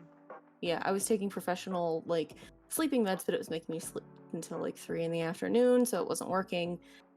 Because that's another side effect of the antidepressants, is that they affect your sleep patterns. And so I have to take melatonin. I haven't for a while, and I've not been sleeping great, so I need to get back on that habit. But melatonin is another one that is like more natural and helps you sleep. Yeah, but there's lots of vitamins and stuff. I just wanted to talk about Jilly Bean's comment. I just have a fear of taking medication if I needed to. I totally understand that it helps so many people, but I have a thing of being in control of myself, and I'd be scared that I'd become too reliable on it. Yeah, I did talk about this a little bit last time. I feel the same way. I understand what you're saying, because I felt that way too. When I was first diagnosed with bipolar, I'm like, I don't want to take medication. I don't want to be stuck taking pills the rest of my life. The pill box. This is the thing that we talked about. I need to write this down. I forgot what the idea was. You were gonna design your own pill box, right? And you're gonna make a video about it. But for me, I had to kind of accept that, like, this is my condition, and I have to correct this imbalance and this condition in order to, be stabilized and be normal. And I know, like, Betsy's sister has talked about taking medication for depression, and at first, like, I think a lot of people see it as like a hindrance, as like, I don't want to be stuck taking pills. But she said that now she sees it as like an anchor, like something that's like tying her down to not being in depression, like tying you down to a good life. It improves you. It makes you better. Yeah, like, I understand, because I was that same way, but now it's like I have to take medication. It's just and I've kind of accepted that. But for me, when it comes to medication, this was one of those things where it's like every older person that I've ever met in my life has had a pill box. For one reason or another, they have that annoying little 7-day pill box so that they can take their vitamins, so that they can take their like meds, whatever it is. And I was like, it's gonna happen one day. I just kind of accepted that at a very young age, where it's like, someday I'm gonna have a pill box, because that's just an adult thing to do. I did not think I was gonna get a pill box in my 20s. That's one thing Betsy was saying, like, okay, your parents, my parents, like, they have pill boxes. You're just starting it a little bit early. Like, everyone's gonna get there at some point. Right? Like, I wasn't expecting it to happen in my 20s. And eventually everyone's gonna have that pill box. Everybody's gonna have a pill to survive. And we just started a little early. But yeah, Callan, I see that part of what's struggles with the fact that I'm living with my parents and they don't get the whole taking medication thing. They only see it as a dependence on something for something that is just part of life. Yeah, unfortunately, a lot of people still don't particularly see. older people. Yeah, usually older people who maybe live in a different generation don't see depression as, you know, a thing. They think, oh, you're just a little sad. Just cheer up, you know. Hey, Brian's here. What's going on, Brian? Hello. This is my good friend, Brian. Agreed. Someone who takes medication. Yes, I actually helped Brian get into taking medication. Oh, that's good. Because he said, like, you know, we're really good friends, so we talk a lot, and you know, he said, you know, he was struggling. I'm like, well, maybe you know, you might want to see a doctor and any you know. I mean, I don't want to pry, but if you want to share what for, that'd be cool. Oh, and magnesium. Yeah. That's another one that just my actual doctor was like, oh yeah, magnesium will also help your mood. And that's just like, you know, that's just a vitamin. That's something you can get over the counter. Yeah, there are some like natural supplements I've seen that have say like, okay, you know, helps improve your mood, but like there's nothing like artificial. It's all like natural, like extracts and stuff. It works for some people, but I've heard like from my doctor, like in their experience, that stuff doesn't really work that well. Yeah, for me it helps. So it helps mildly, but nowhere near as much as the SSRIs. Like the actual professional medication is like on a completely different level compared to like melatonin and magnesium and iron and all those things. They help and they're great, but they're nowhere near in the same league. Yeah, and I like what Alex says here. It's kind of like needing reading glasses. At first, you don't want to. Maybe you don't want to admit you like need sunlight, them. Yeah. But once you get them and get used to the idea of how helpful it is to have them, you realize it's not as bad as you thought. Yeah, I would say that's a good analogy there. Skull Gamer, cool. I had similar experience with meds. Same thing. Or same as mine. Oh, okay. When I was younger, I put on all kinds of meds, including lithium, that never worked, combined with the side effects. Yeah, lithium is a very heavy drug. They use that to treat bipolar disorder. I was gonna say, that's what I've heard. I know someone, when I was at the hospital and I was being treated for bipolar, there was someone else who was on lithium, and they literally could not stop shaking. They were like shaking so bad from taking the lithium, so they had to take them off the lithium. I've heard it's really heavy on your kidneys too. That's a real heavy one. I know like there are some people with bipolar disorder that take that. I think they used to prescribe it a lot more than they do now. Like it used to be like the go-to, and now there's like a bunch of other options.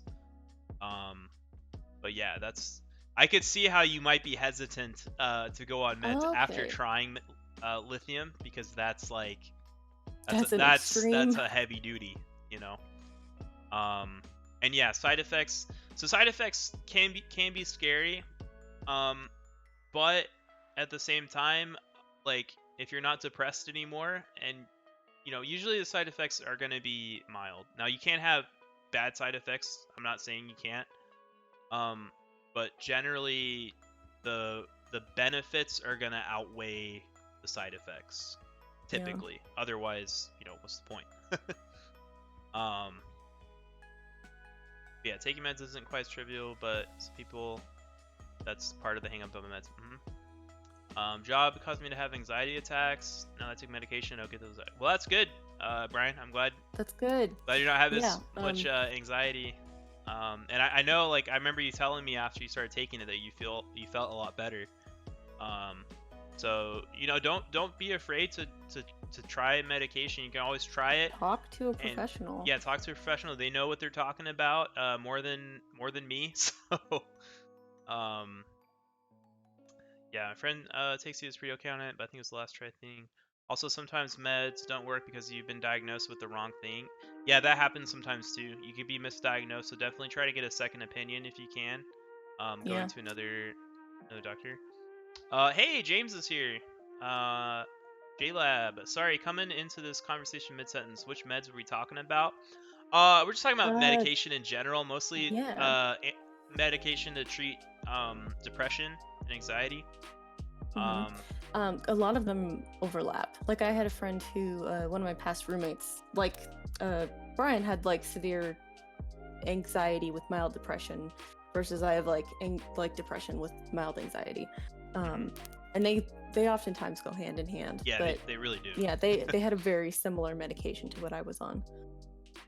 But yeah, so the medication, we kind of talked about that a lot, about treatment.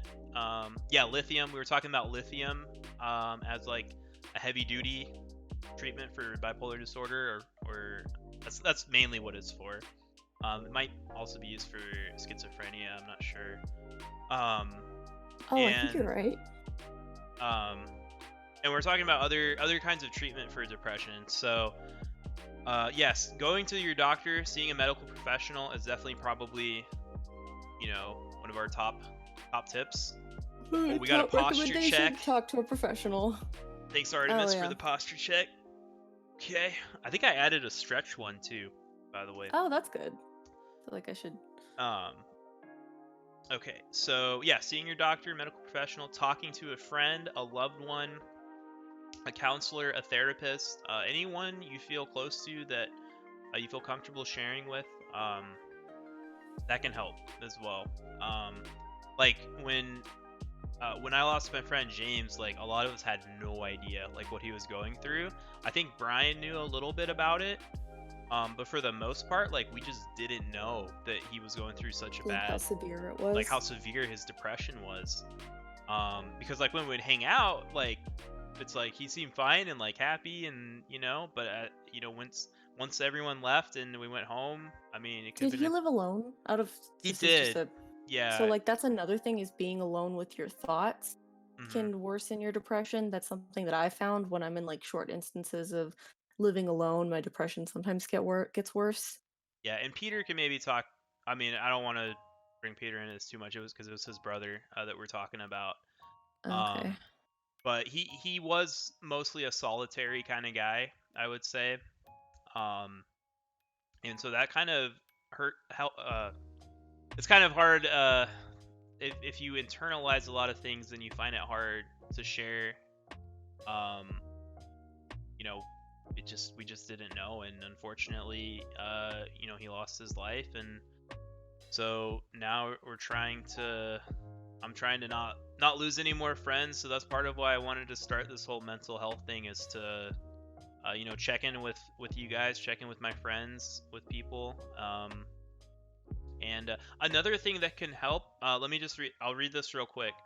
Self-isolation definitely hasn't helped with being alone with your thoughts, definitely. Yeah.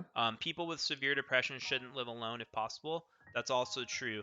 And also, if you like pets, consider getting an animal. Yes. Echo, you want to talk about your dog? So, yeah, I actually have him registered as an emotional support animal. That was one of the reasons, that was one of the things that we did, because you could...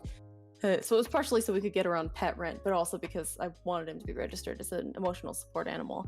But he has, like, it's a presence. Just having like another like living presence does so much, especially because like you get very attached to your pet, and your pet gets very attached to you, and you end up being like best friends, and it's a great fun time. But yeah, yes, they are a godsend. They're fantastic. And one of the things that I really like about Ben is I think that he picks up when I'm afraid, so he's kind of accidentally become a little bit of a guard dog.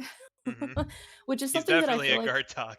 He's definitely a guard dog, and I feel like he's just kind of made that his job, which is kind of good, because like when I used to live alone and I didn't have a pet, I would find myself like cycling down into really bad headspaces a lot quicker, and like it was very not good. But now that I have been in the like there was an instance where we were spending like 2 weeks in a like extended stay hotel between apartment leases or whatever, and I felt so much safer just having him there.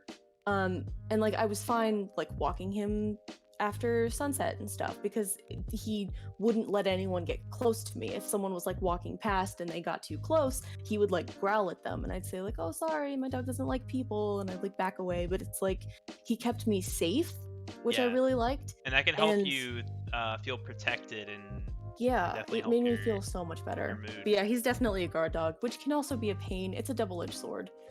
He barks at every noise. It's even if a doorbell goes off on the TV, he'll start barking. Or if like there's a knocking on the Roomba, there's a the doorbell Roomba has sound a that little happens ding, on the Roomba, and he just barks at that. And then he goes to the window and stares outside and watches.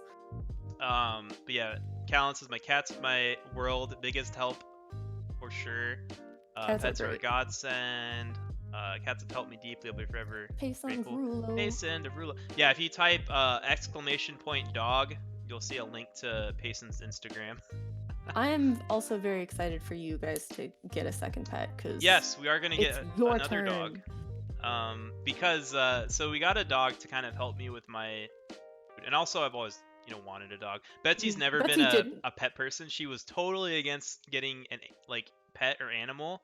And then we got Payson, and she instantly fell in love with him, and yeah, he's really Betsy's. He picked Betsy and was like, "This is James, no space, just ! Dog altogether. Yeah, so Payson picked Betsy, and now Betsy is like, I love this dog. Yeah. Which is funny, because you see all the time the posts about dads who didn't want to get a dog, and now pictures of them with a dog, and they're all happy and stuff. What's funny, what I will note about that too, is when we're doing our marriage, pre-marriage counseling or whatever, not marriage counseling, but pre-marriage, the questionnaire. Well, no, with because we got married in the Catholic Church, so we had to do this marriage prep stuff. And part of that was we both took this test, it was kind of like a questionnaire, and then we met with this couple who compared our results, and our biggest disagreement was about pets. Literally we're pretty cohesive on everything except pets. And now Betsy has now Betsy's a total dog mom. She has an Instagram for him. Yeah, it just got linked in the chat. The Instagram is all Betsy. Just got linked in the chat. No, it's actually all Payson. He made it himself and takes pictures. You know what I mean.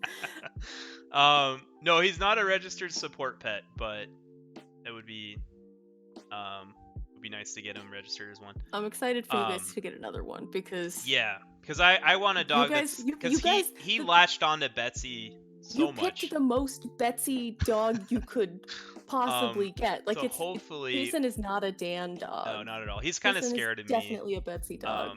We don't know. He was a rescue, so we don't know if he's had issues in the past, but matches the tile. It's such a Betsy dog. Yeah. But yeah, we are thinking of getting another one. Probably. So right now, Echo and Betsy's cousin Sarah are staying with us for a few months. So once everybody's kind of out is when we want, because we don't want to bring another pet and get him used to your dog and the other extra people. We want it to be kind of back to just us, and then kind of acclimate the new dog to just us and Payson. I will point. Pets make a huge difference. I don't want to miss what Brian said. Anxiety definitely leads to wandering thoughts. It helps to have a friend or family you can talk to when feeling alone. Also, dogs, cats, animals are great emotional support. My cousin has his Chihuahuas as a support dog. Echo's right. Animals are very empathetic. They pick up on stuff. I refuse to be in a relationship with someone who doesn't want pets. Well. Well, maybe see, the thing end up like Dan, where it's you'll get the pet, and then they'll be the one that falls in love with it. Yeah, Payson's a little too nervous to be a support animal, probably, or to be a. Payson needs support. But see, the thing is, growing up, we always had dogs and cats and turtle and fish and all kinds of animals. But Betsy's one of 4 girls, and so her mom already had a handful, and they didn't ever really have pets growing up. So that's kind of just we had different experiences growing up, and she had never really experienced having a dog. And then now she has, and it's she doesn't know what she'd do without him now. Adorable relationship. He sleeps on a pillow behind her while she's working. It's really adorable. He's so cute. Like a little blanket. And if you subscribe to my channel, you'll get the exclusive Payson emote. Payson emote. Yeah. Anyway, I used to have a boxer, and if I had a low day, she would never leave me alone. I definitely want another one someday.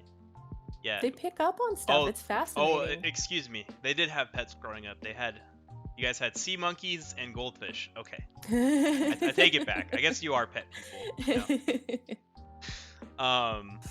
Fish can't quite provide the same affection as dogs. Fish are a little different, I'd say. Oh, I also had a rabbit growing up too. But yeah, pets can help. Those can help be a treatment option. They can help your mood a lot and help you kind of prevent depression and such. Yeah, he makes sure I exercise a little bit more, which is good too. Yeah, because you gotta take him for a walk.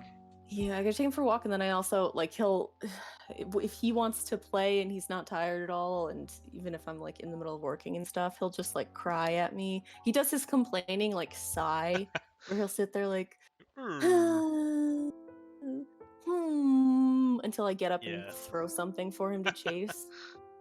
Yeah, he's Mel says, I feel like dogs are attracted to the people who don't want them, kind of like they know who needs love. They know who needs them. Yeah. The fish always died of suspiciously quick. And yeah, also, like you're saying, forces you to go on walks to take the dogs out for exercise. Now, I've also seen people with cats walk their cats, or have like a little baby carrier with a cat in it. So, you know, some people, that's how they do it. And yeah, pets are a great source of you know, helping your mood out. Yeah, it's a good way to like kind of force you to exercise. And like also it's this added responsibility where it's like I have to feed him or he won't eat. So it's like it's responsibility. I have to take care of him. Oh, do it the other way. Do it where it's Ben and Payson facing each other. Or no, sorry, Ben. Dan and Payson. Oh, yeah, do the PogChamp and then do the Payson. emotes. Do PogChamp and then Payson. Yeah, a dog likes to kick balls to you until you kick them back, rinse, repeat. Yeah. I remember we had golden retrievers growing up, and I remember one of them was named Sedona, and literally you would like pet her. As soon as you stopped, she would look at you and she would like move her snout to make you pet.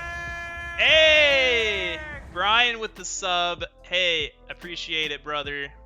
Oh, I forgot I was a sub. I can do that. Thank you for the tier 1 sub. Really appreciate it. I have access to the butt too. I think you're already subscribed, Echo. Yes, I am. Yeah. I just remembered. But yeah, Echo drew that butt, by the way. Yeah. But yeah, thank you, Brian, for that. Thank you, Mel. That's beautiful. Yeah, it's pretty funny. But yeah, dog people are friendly to chat with. That's true. It gives you a way, you know, even if you're not very social, you can take your dog out and then you're gonna meet other dogs and other people. Yeah, except for Ben, because he hates Ben's everything that isn't me. Little bark boy, but I'll gladly sub either. Hey, thanks, Brian. I appreciate it, brother. Me and Brian go way back. He was the best man at my wedding, so you know. I've met him in person, yes? Yeah. I'm sure you have. I would have met him at the wedding for sure. Yeah, he did the speech at the wedding. Okay. Remember? I can't. Like, I'm having trouble picturing his face. Kind of a little on the shorter side. We'll look through the pictures. I'll show you a picture later. Yeah. We gotta hydrate. I got you, Brian. Yeah.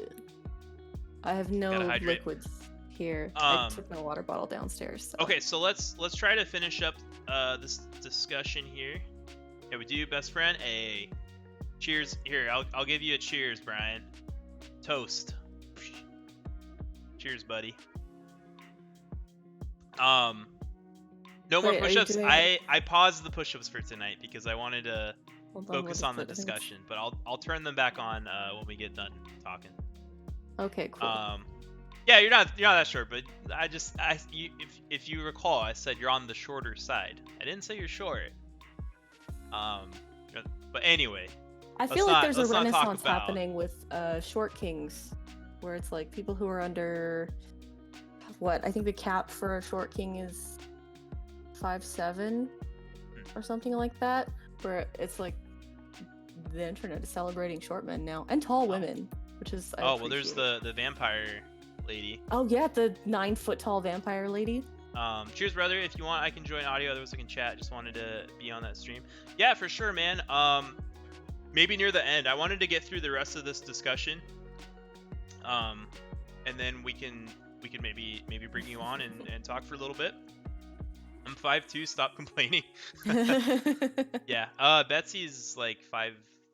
Betsy's 5'2". 5'2" and a half, right? She'll know. To let us know in the chat. Brian, I would pass on 5'6". Yeah. Nice. Okay. So, yes. So we talked about treatment. Now, if you need immediate treatment, hell yeah. kind of pivot back to mental health for a little bit. Yes. Yeah, short people rule. If you need immediate help, let me type in the thing. So here are some resources that I wanted to share with you guys. You can call the suicide hotline. They're available 24/7. Suicide prevention hotline. See, I was right. 525.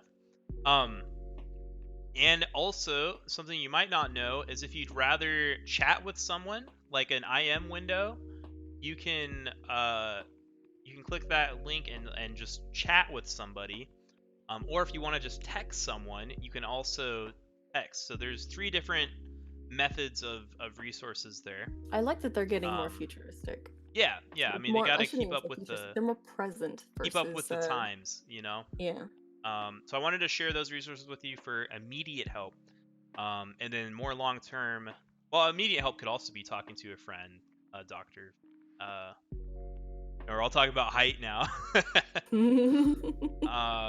I'm about 6 foot 6'1" ish. You guys probably don't know because you just see my 5'7", which is 5'6". I'm 5'6", but I worry that I might be 5'5" now. I think my mom's 5'6". Yeah, that sounds right. I feel like, yeah. The last time I checked, I was 5'6", but there's a chance that I have gotten shorter over time. Meg, she lords that 1.5 inch over me. Is Meg shorter than? Yeah, Meg's the shortest. That's funny. I thought Betsy was the shortest. I don't know why conceptually I imagined Meg being taller. So Brian here. I have a suggestion. I use an app called 7 Cups. It's free, and you can chat with real professionals, join group discussions, and just talk to a random person to have someone listen. Well, there you go. That's something I can add to my list here too, Brian. Thanks for sharing that suggestion. If you just want to talk to somebody, but don't want the the risk associated with Omegle, that's probably a good resource. Have you ever heard of the random app Die With Me? I mean, that's kind of like a heavy title now, given the subject matter and everything, but it's just an app where it's a chat room, but you can only access it if your battery is at 5% or less. Really? Oh, so your phone is like dying with them? So your phone is dying. That's like one of the worst things you could do to your phone battery. It's to like continuously let it die. And then it's just just to let it die. Like what? I thought you were supposed to let it fully die and then fully charge. No. You're supposed to, like, ideally, you would use it till it gets to about 20%, and then charge it up to about 90%, and then repeat like that. Now, a lot of people charge it to 100%, and that's okay. But the biggest thing, like, if you let it drop from 20 to 0, it uses your battery, or like it can degrade your battery faster than if you were to charge it at 15 or 20%. That's a little bit more technical, not even related to mental health. I did want to just mention that. I'll trust you. You're the engineer. So we talked about treatment. Now I want to talk about prevention. Possible ways to prevent. Hard to actually prevent depression, but there are steps you can take to help kind of mitigate it. I feel like part of it is like it's not preventing so much as getting ahead of it. Yeah, 80% to 20. Okay, so 80. So I said 90, but 80. Once it gets to about 90, it does a trickle charge up to get it to 100%. Okay. But anyway, yeah, you're not supposed to let it die. That degrades the battery faster. But prevention, that's what I wanted to talk about. Prevention.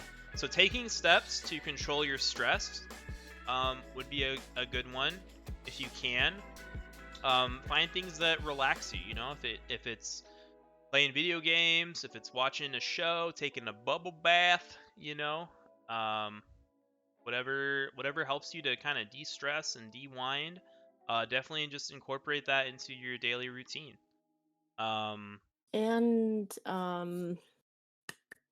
Oh crap, I was just about to say something in terms of de-stressing. Crap. If you gotta poop, yes, go poop. It fell out of my brain. I don't remember. Yeah, like Brian says. And yeah, if you guys have suggestions you want to share, things that have helped you prevent stress, feel free to share that.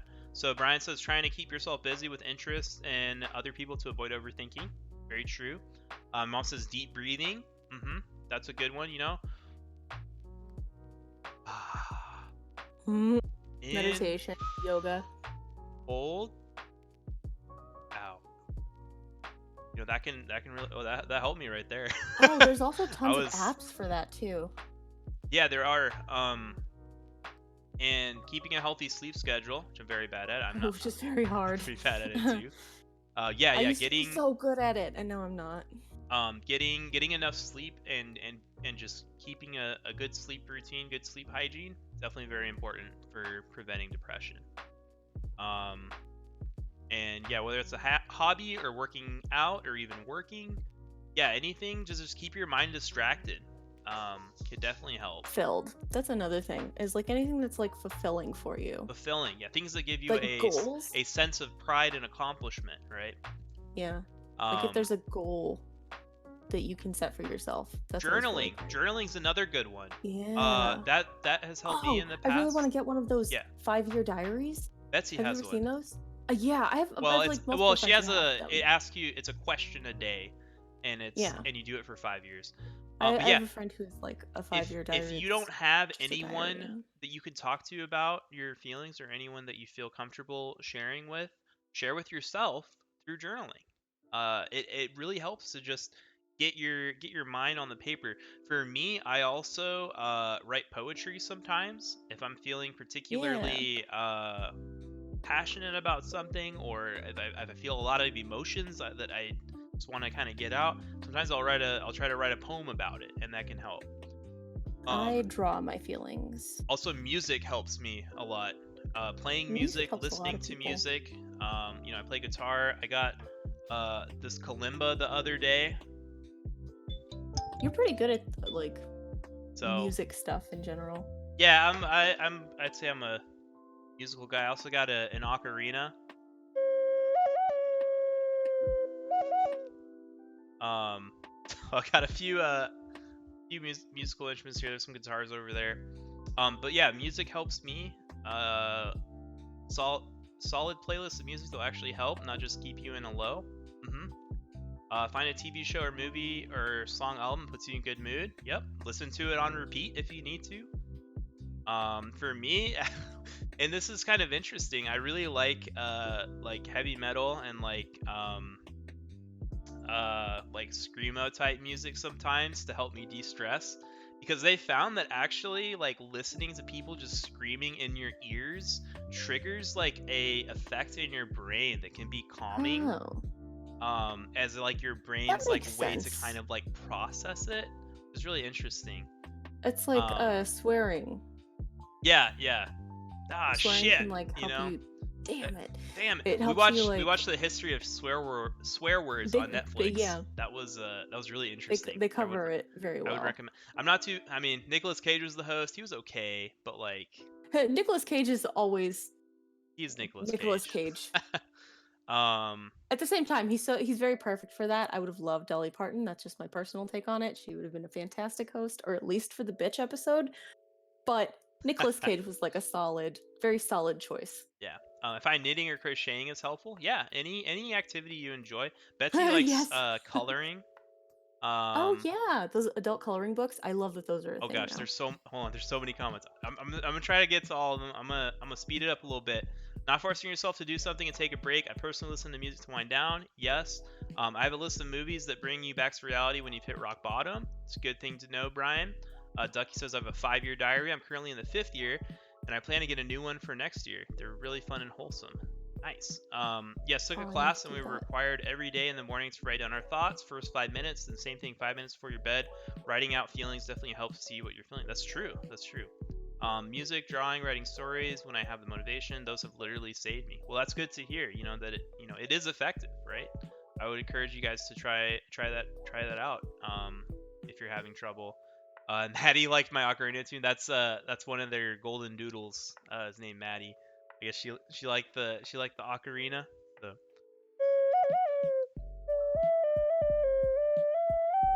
Oh, you're fading in and out. Me? I thought you were. Oh, I was. It might just be. It might just be on. Discord. Metal. Oh, Callan said metal and screamo is actually so beneficial. I did a project on it. It's so great. Nice. Favorite band? I've also heard that. I like. I think my favorite's Bring Me the Horizon. Brian and I saw them in concert a few years before the pandemic. Cool. Yeah, it was a really good show. Them and Sleeping with Sirens and Poppy. I think we were talking about that the other day. Yeah, I love Poppy. It's a book we had to read. Okay, so there's a book you can check from Brian. Remember you playing the ocarina during Echo Stream? Yeah, I did a sneak attack. I think Mel said it like scared the shit out of her or something. I was like, sorry. I listen to Hamilton a lot. Getting through Guns and Ships without tripping up gives me a feeling before it even. Hey, if you like Hamilton, my wife can have a word with you. She loves Hamilton and like her family too. Not throwing in my shot. She's a very good musical person to talk to. That's it. And if you have Disney Plus, I believe it's still on there. You can watch. Is it? I haven't watched. You can watch the whole Hamilton. I think it's still on there. I didn't know there. that. Well, I'm gonna check. As soon as it came out, we were like, yeah, we're watching that. It's so good, guys. I would definitely.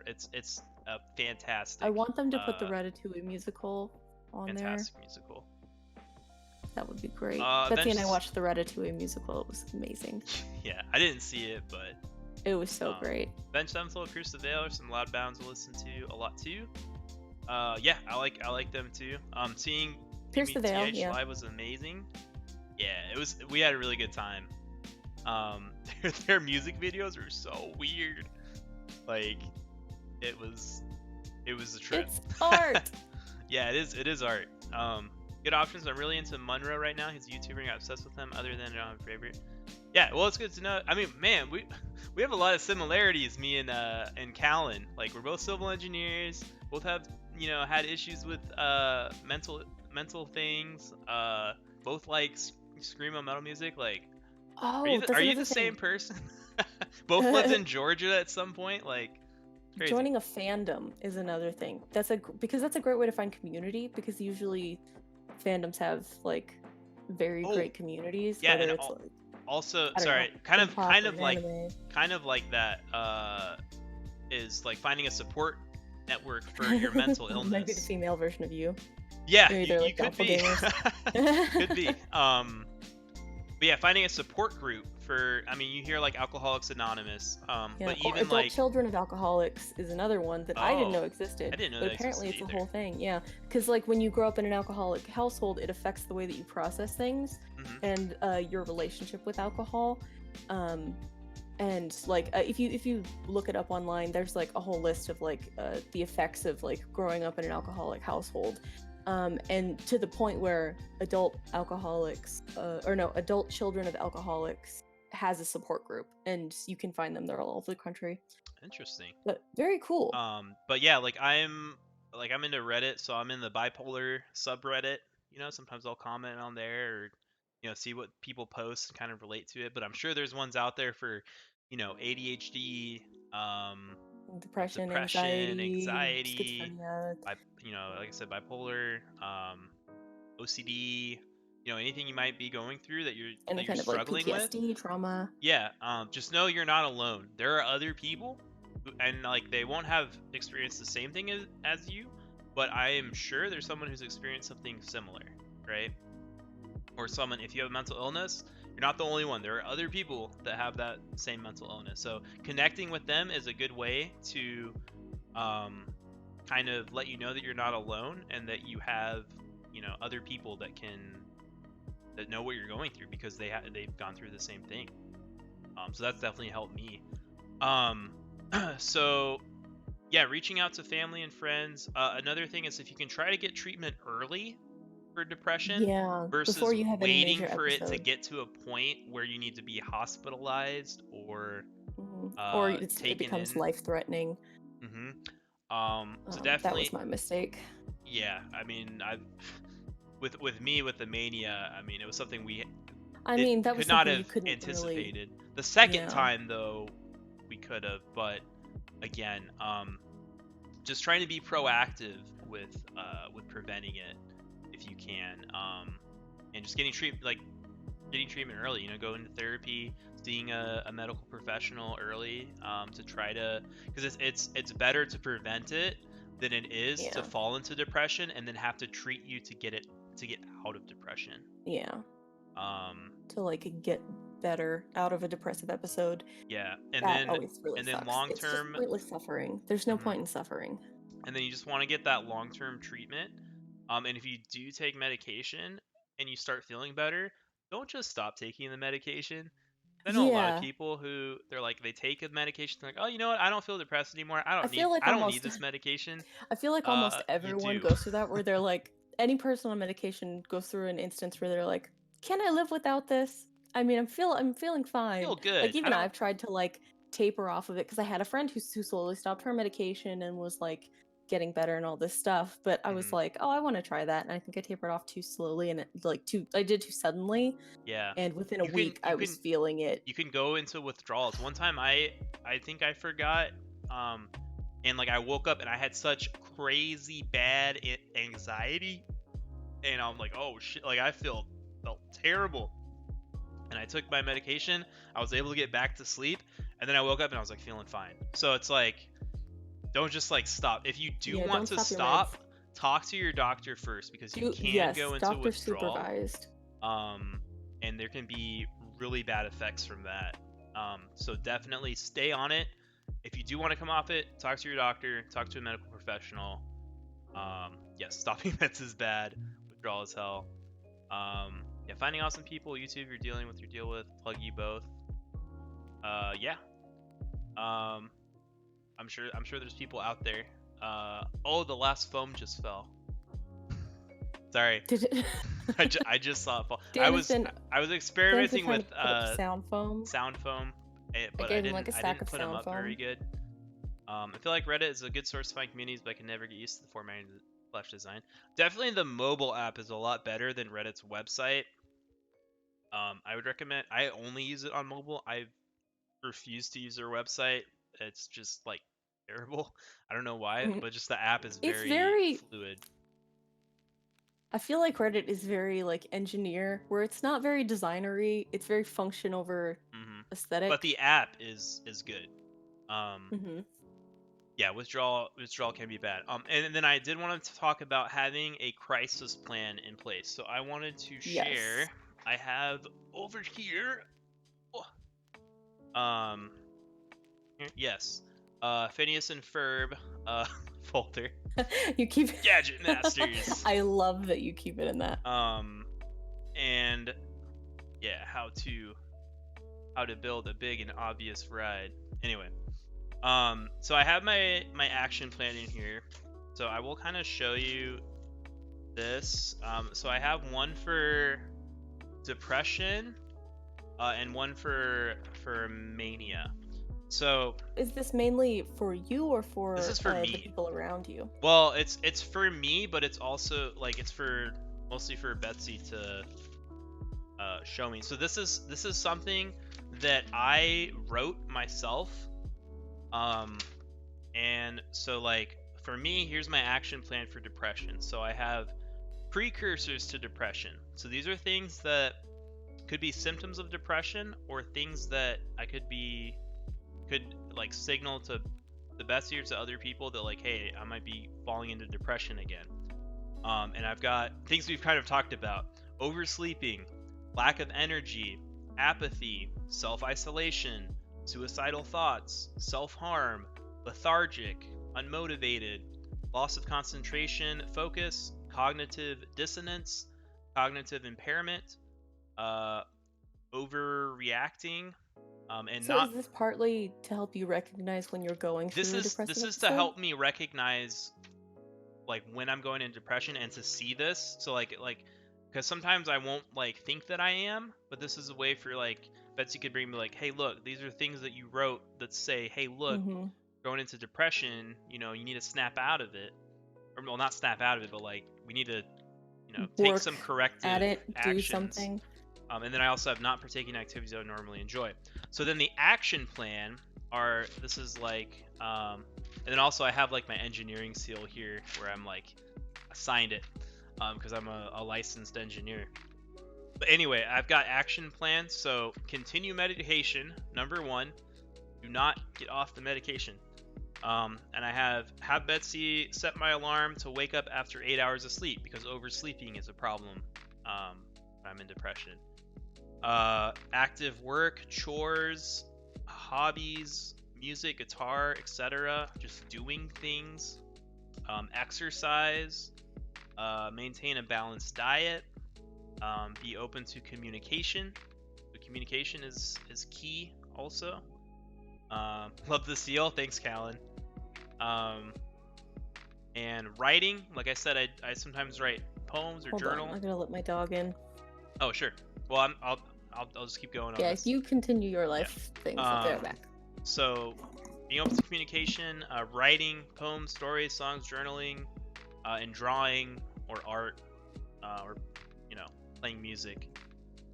So those are like, and then I also have one for mania. That's kind of the more important one for me, because like depression, like for me, like depression is really bad, but like mania is, for me, is probably more of a threat to myself and to my family. So for me, what are your manic episodes? Yeah, I can go over the manic plan as well if you guys want. Just to kind of, I know we're talking about depression here, but I can share this one as well. I was gonna wait until we, did one on anxiety, but oh yeah.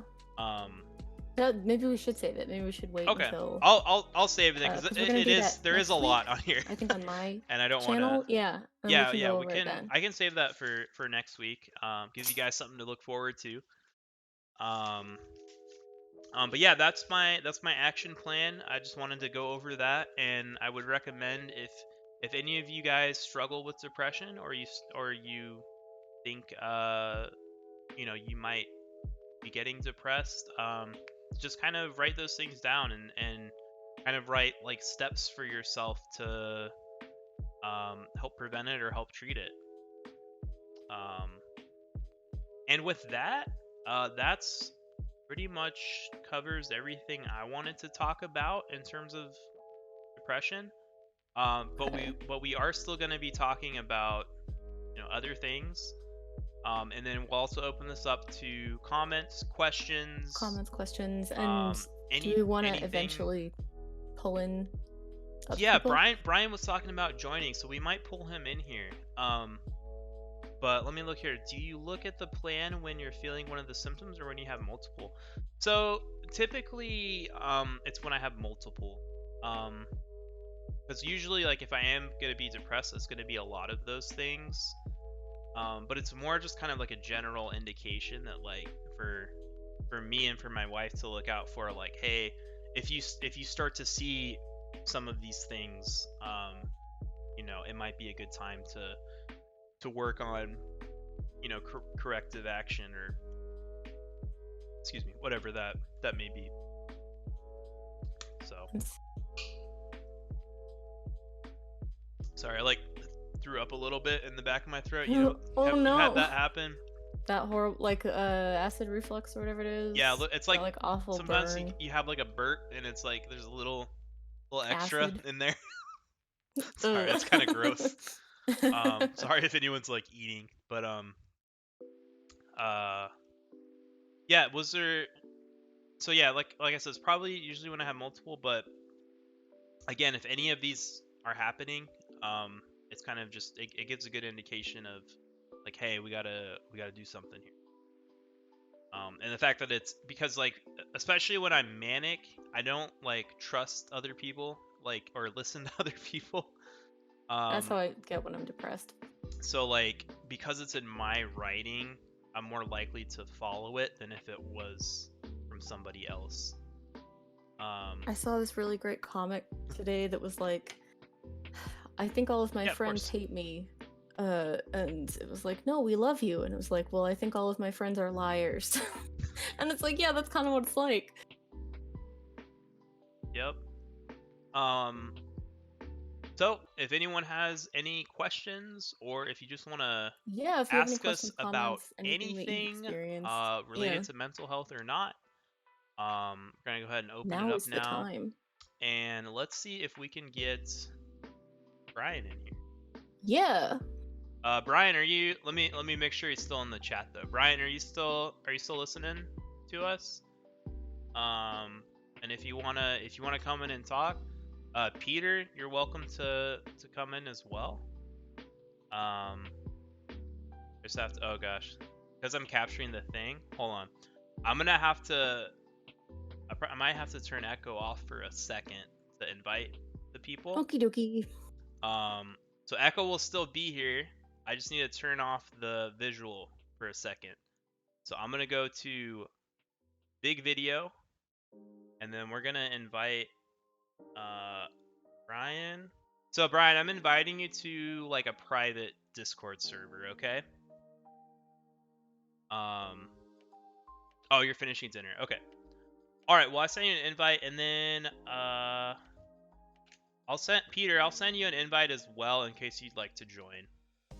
Okay, and now let's go back to. There we go. Now we're back to both of us.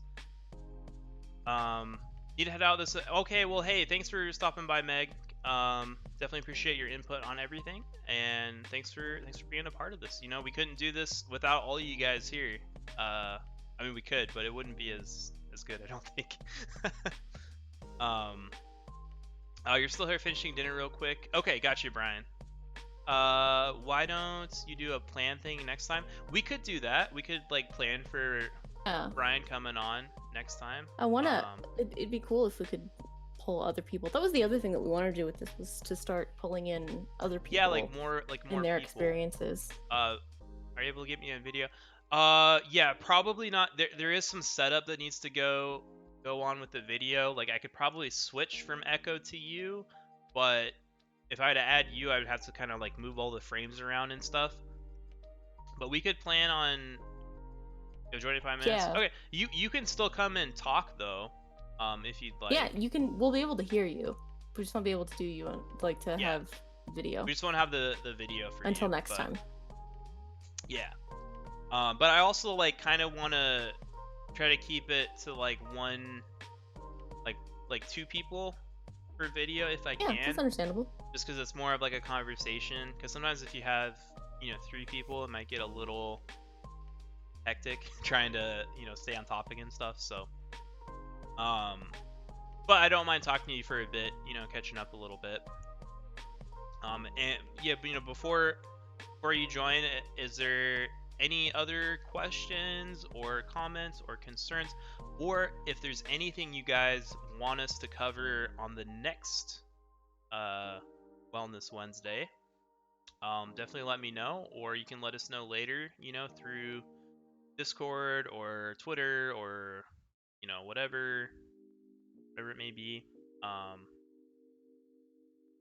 Yeah. Thanks everyone for being here. It's been a really great night.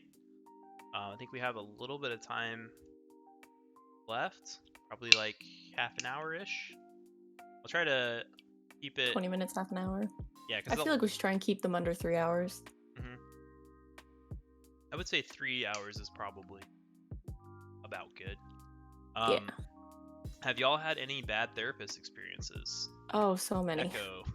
You want to talk about those? I've had quite a few bad experiences with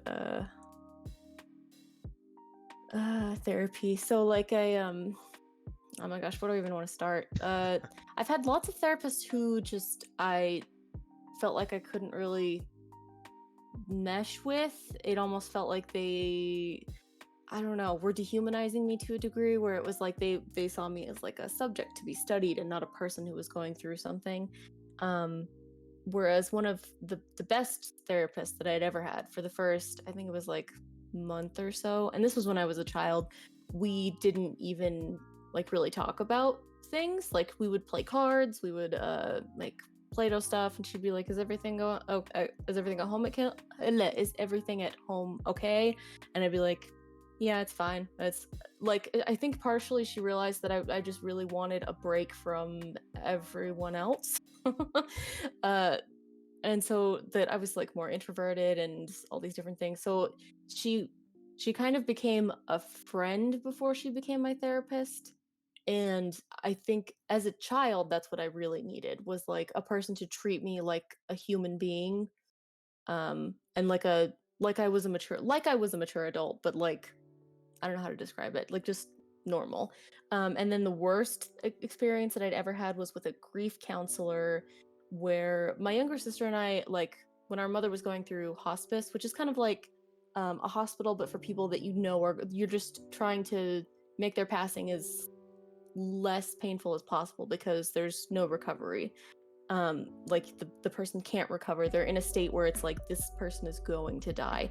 And when my mother was going through that, my younger sister and I had kind of already accepted it, and we were coping a lot with humor. And the grief counselor who worked at the hospice kind of like broke us down and told us that we were grieving wrong, and like she just made us feel horrible. And it was very much not what we needed as like two children losing our mother. So yeah, I've had a lot of really bad therapists and a small handful of really great ones. But yeah, sometimes you gotta work to find the ones that you actually mesh with. Yeah, and like I've only had like a couple therapists, and I haven't really had like any super bad experiences personally. But I will say I'm looking for a new therapist now, because Same. kind of got to a point where I don't know, I wasn't really getting much out of therapy, at least with this therapist. So I feel like maybe a new perspective might help. Also, they stopped taking my insurance, so that was also part of it. That was like the final kicker. Yeah. Hey, Harry's here. Welcome in. Yeah, we've kind of covered mostly everything, so you're here a little late, but thanks for being here regardless. Right now we're Thanks just for kind of, popping in. so I'll give you a brief recap. We've talked about depression, about what it is, about causes, symptoms, effects, treatment, prevention, action plans, and now we're just kind of opening it up to an open discussion with any questions, comments, concerns. I feel like I'm at a wall with mine, and I'm trying to figure that out. Yeah, definitely. Like we said, if your therapist isn't working for you, then just try finding another one. You can always go back to the therapist you had before if you really need to, unless they like stop taking new clients or returning clients or don't take your insurance or something. But yeah, I would definitely encourage you to find other therapists. Yeah, there goes your plan. Well, I am gonna upload this to YouTube when I can, so if you want to rewatch it, feel free. No, seeing mine in person hasn't.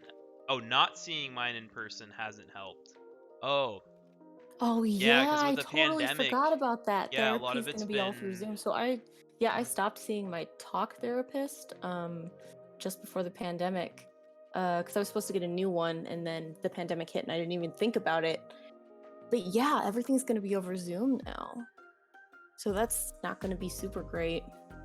Yeah, I actually kind of liked it more because I felt more Oh, comfortable in my home versus going to like some clinic. that's kind of cool. Yeah, but then so what happened was like I changed insurance and then they didn't support like telehealth. Um, so I'm kind of figuring that out right now. Yeah, well, okay.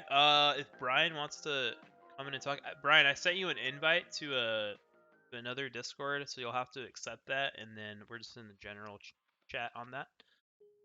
To be honest, I had not thought about the option to go back. Wow. Yeah, you can always go back if you really do. I'm sure they would. I mean, hopefully they would still take you back.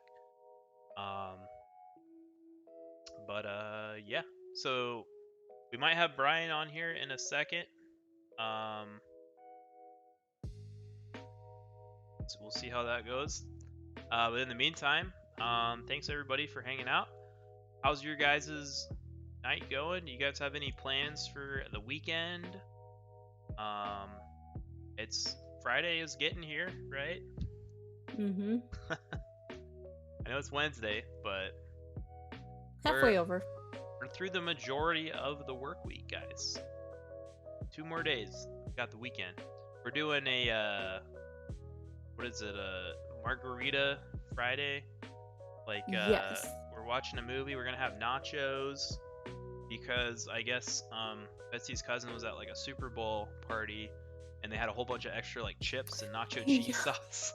So we're gonna go ham. Yeah, it's a lot of nacho cheese. It's like a bucket of nacho cheese. It's full on. It's a bucket. It's literally of like a bucket of cheese. I'm actually really excited because I love nacho cheese. Oh, it's Saturday now? Okay. On Saturday. It moved to Saturday? I might. Well, no, I. Yeah, that's good.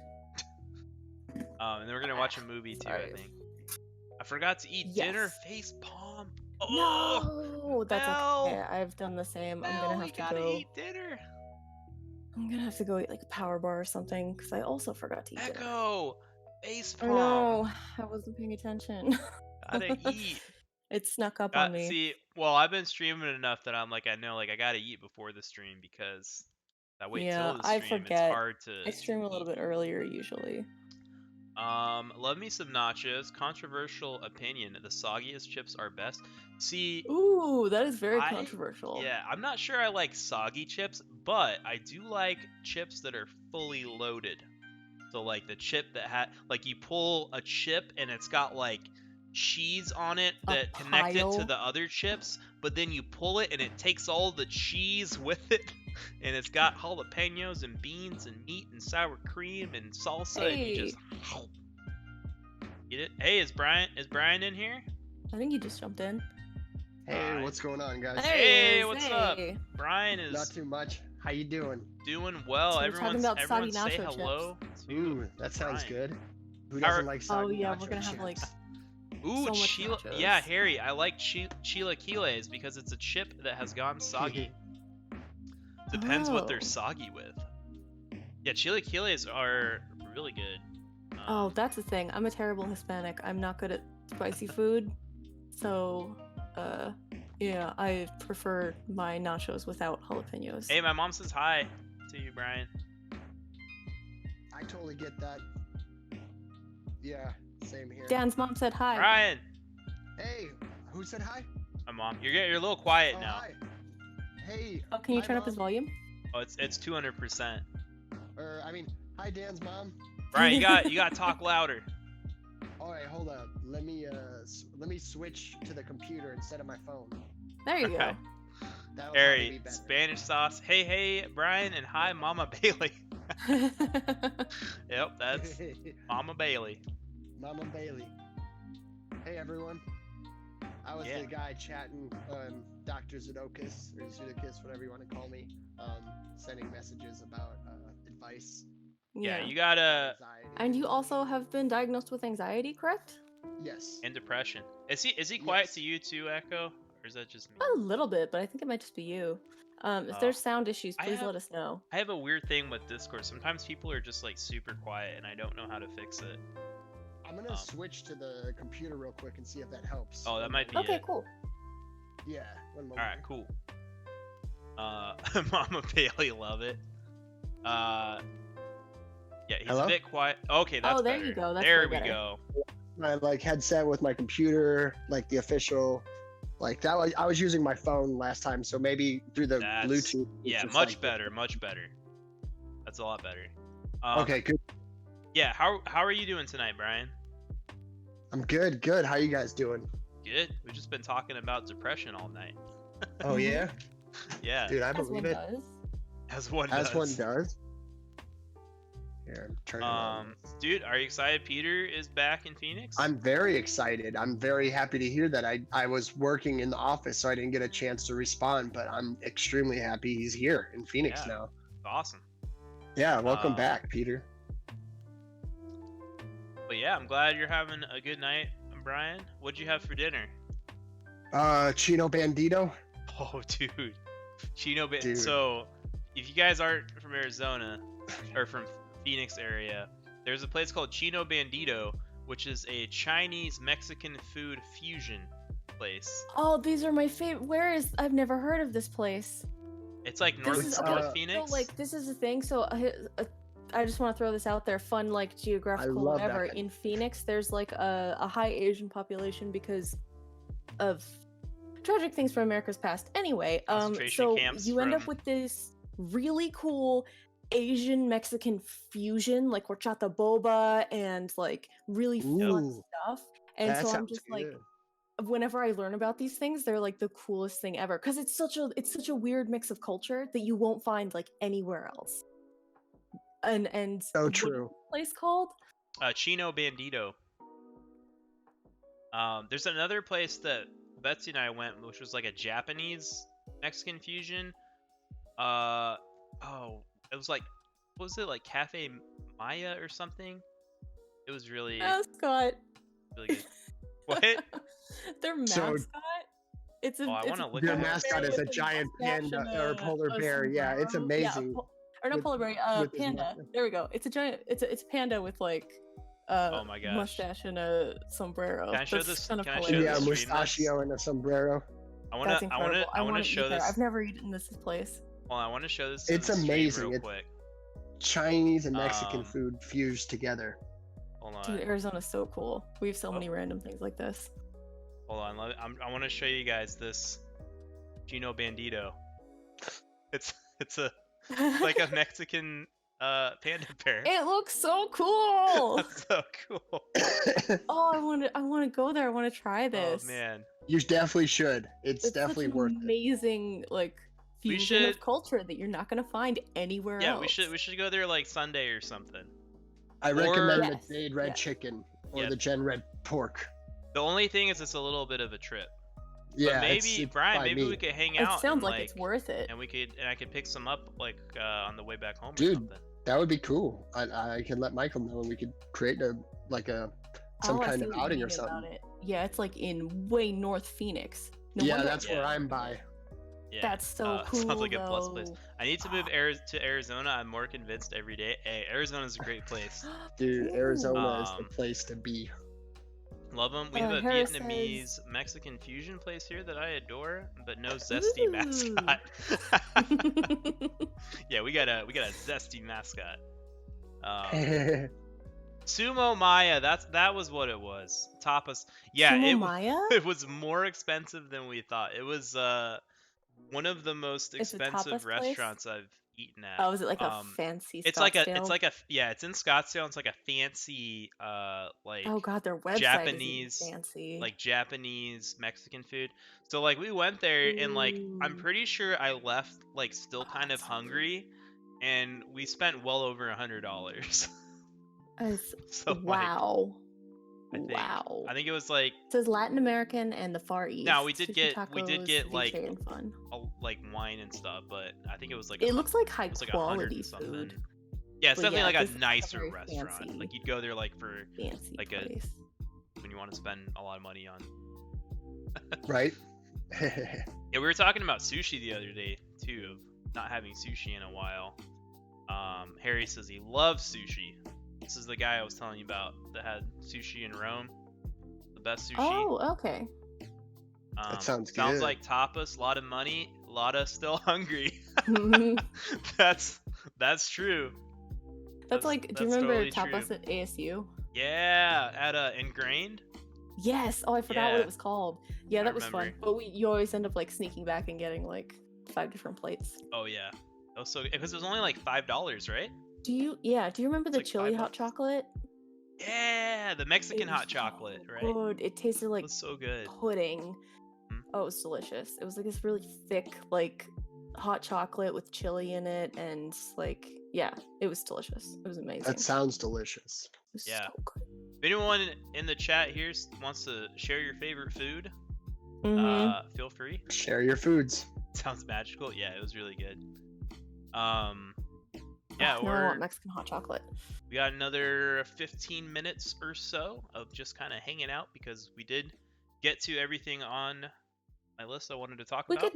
We could Brian would be a good one to have back next week too to talk about anxiety. Yeah, because dealt with anxiety a lot, right, Brian? I know anxiety. Yeah. No anxiety. Okay, well, next week, Well, we'll I have mean, to... Sorry, go ahead. I was just saying, I've definitely experienced what like people have said or described as like a potential anxiety attack or the symptoms that could lead to it. I've experienced that in my line of work just because sometimes it can be really time sensitive with the things, and yeah, a lot happening at once, and it can be a bit overwhelming. And that's really what led me to start taking medication. Was I started feeling overwhelmed at work, and it started depressing me, and the anxiety led to the depression. Kind of like what you were saying earlier, those two go hand in hand. Really when I do. was talking to my physician, he said the treatment or the medication or the things that they do to help people with those types of mental things going on. I don't want to call it issues because we all experience it and it's not an issue. Yeah. Sorry, you cut out for a second there. You cut out for a second. Sorry, my on-call is going off. That means that the lawyer's calling me. Oh, do you need to Since go? I work in IT. In 15 minutes. Okay. Okay, cool. Yeah. But I was just saying, like, don't ever feel bad about that. You know, that's just one thing I could say to the stream or chat is like, don't ever feel bad that you feel certain feelings, like feeling anxious or depressed or sad or this or that. Like, you're human, and you know, we all go through different things and feel different things depending on what we see and experience. And you know, I feel like you really have to know yourself before you can really open up to others. And I think that was a struggle for me, was kind of getting stuck in my own mind and being anxious and struggling with work. It's one of those, there's also that, like, I don't know, like an unwillingness to be like, I'm not that bad, like I don't need help, I don't need to get help for this, I can do it, it's fine, I can manage it. And it's just like pointless suffering, like, and you don't realize until like you get help for it that it's like there's no point in just like letting yourself deal with it. Like there's no real benefit from just dealing with it. You can like, it's okay to just reach out and be like, hey, I feel like I kind of feel depressed, I get anxious, help me, please, what should I do? And it's like, because doctors, like, along with like professional medication and stuff for it, they or like more high-end medication, they can also recommend things like magnesium or like other things you might be deficient in. And that was one of the things that my doctor did, was along with my medication, she was like, here's some vitamins and minerals and things that might help you also feel better. And it's like, that is really helpful. Yeah, no, absolutely. I mean, it's situational, but I agree with you 100% that, like, you know, you've got to be open-minded about it. Something that you both were talking about earlier with like therapy. It's the same way with like things that you experience with your own self. You have to be open-minded about it and realize that sometimes these things happen, and the only way to help yourself is to understand why you're feeling that way and what triggers it, or what brings you to like these thoughts or brings you into this pattern, and then, you know, finding a proactive way to help yourself. Yeah, I agree 100%. I don't know, I just wanted to share that based off of what you guys said earlier. Yeah, no, definitely.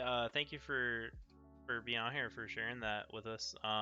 I think if we do one on anxiety, you'd probably be a good... That's what we're probably gonna do next week. You should totally join us next Wednesday. Yeah, we could talk about anxiety, and I could also talk a little bit about like the mania side of bipolar like the disorder.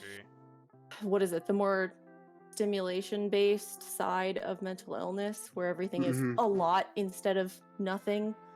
A good doctor will try to help you. Yeah, it could be a good one to talk to, and then you can kind of go through. Next week you could go through like how you realized it, like your personal experiences with all of that, and kind of tell us your story a bit. Yeah. Okay. Sure. Yeah. No, for sure. I appreciate. Yeah. If you cut out again on the stream.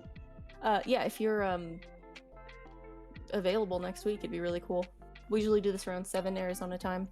Okay. Yeah, we'll have to figure out. Even if it's just for a brief time, depending on what you've got going on. Yeah. Absolutely. I'm working from home, so I have more available time. Just today I had to go into the office last minute, so that's why I was a little late today. Okay. It's all good. But yeah, I like what Mel said. A good doctor will try to help you without using medication right off the bat. Yeah. I'm with him on sure. that. My doctor initially did that.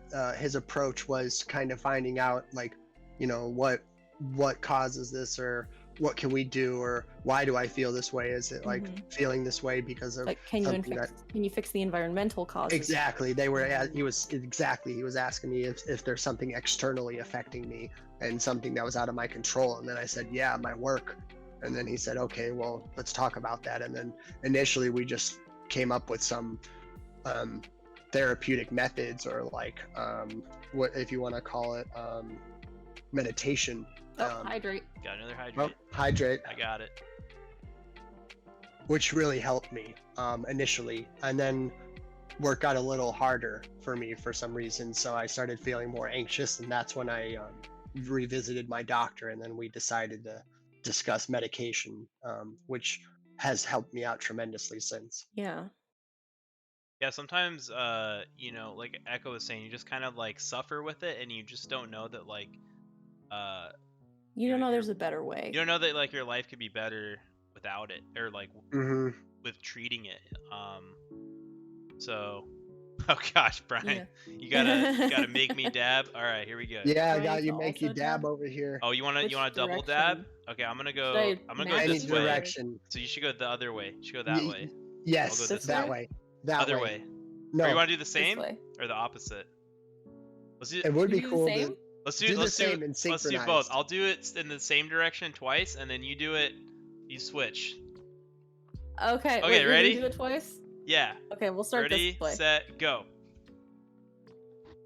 Dab, yes. Yeah, and then dab again. And then go the other way. Dab. Dab. All right, that was I mean, it looks synchronized enough. That was a dab attack. The dab attack. That was amazing, guys. Can you do it like Super Saiyan Link? What? I don't. Oh wait, do you mean the like? Wait, no, it's this way. Oh, the like. Wait, hold on. Like fusion, huh? Wait, you gotta go the other way. Wait, did I get it? And then we'll fuse into Brian. I love it. Brian, come in the middle. Oh, here, I'm in the middle. Boom. Yeah, fusion. Well, I would be in the middle, but you said my video can't be shown. Yeah, well, next week we'll get it sorted out. We'll work out next week I'll be on video kinks. for everybody. Dab attack's better than a panic attack. Hell yeah. That's true. Thank you for making me laugh genuinely for the first time today. Hey, well, I'm glad we made you laugh. And yeah, we got the dab saying the going dab on. Attack. That's amazing. Dab attack. Yes. It's the dab attack. Dab attack is gonna be my drag name. You just walk down the street like. Oh, that's funny. That's too good. But yeah, Betsy, dab attack is better than a panic attack. I agree. I've had panic attacks before. We can talk about that in the anxiety stream, because I think that's kind of more related about, to like panic anxiety. attacks and heart palpitations, and paranoia too is another one to throw in there. Oh yeah, that's another one that's really intense. That's one of the scariest ones. Yeah, it almost feels like you're gonna have a heart attack.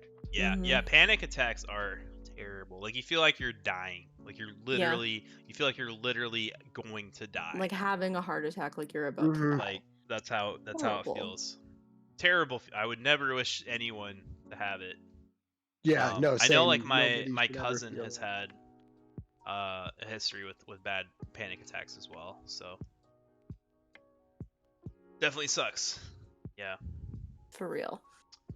Oh, yo. Well, we've got Rizzle. Just a couple minutes left here.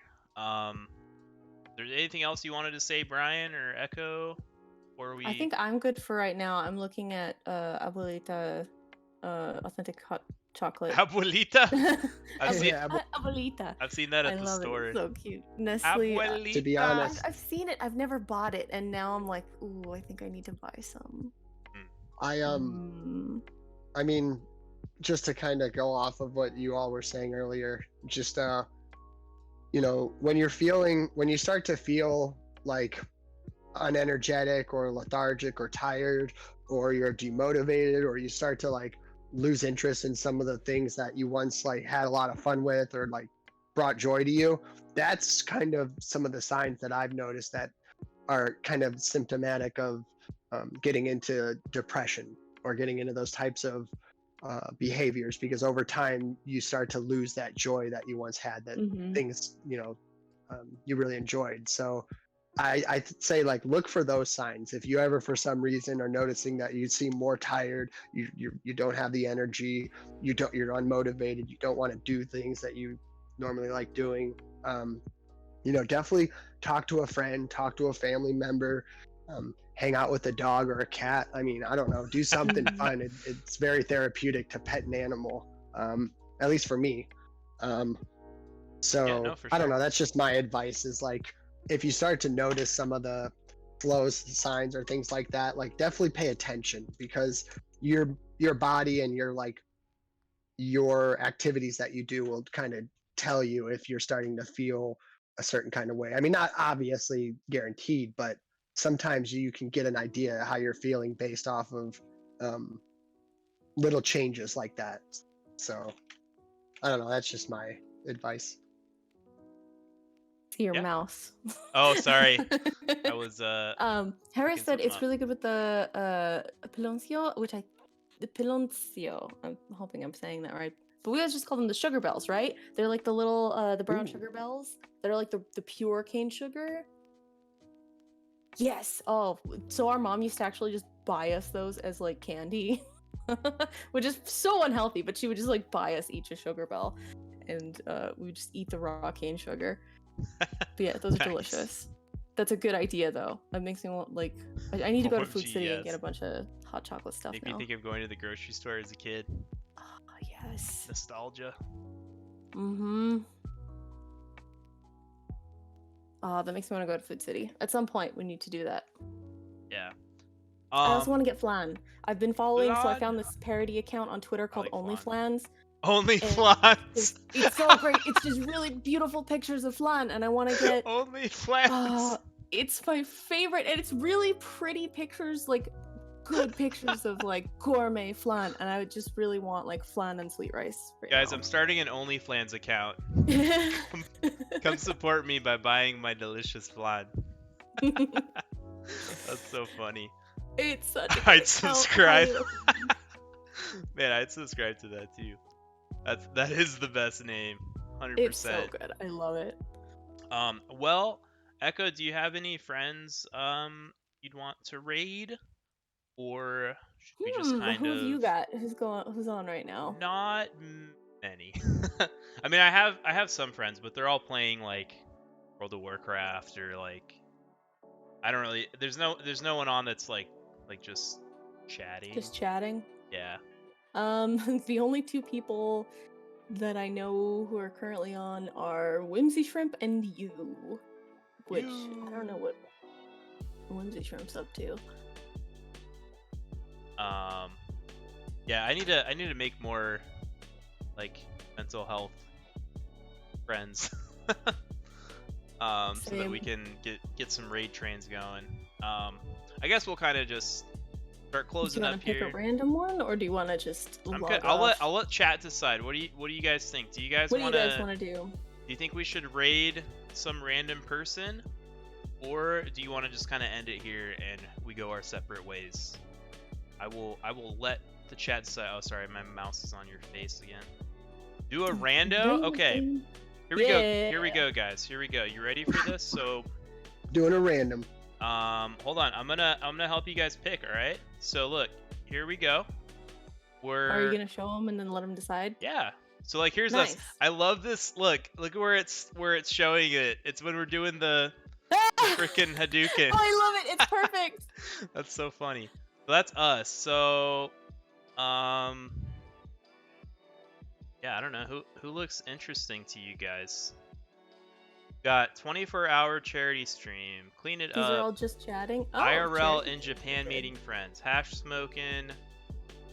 Singing powerlifter. Day in the life. Trying Malaysian exclusive. Yeah, that is a perfect thumbnail. Let's see.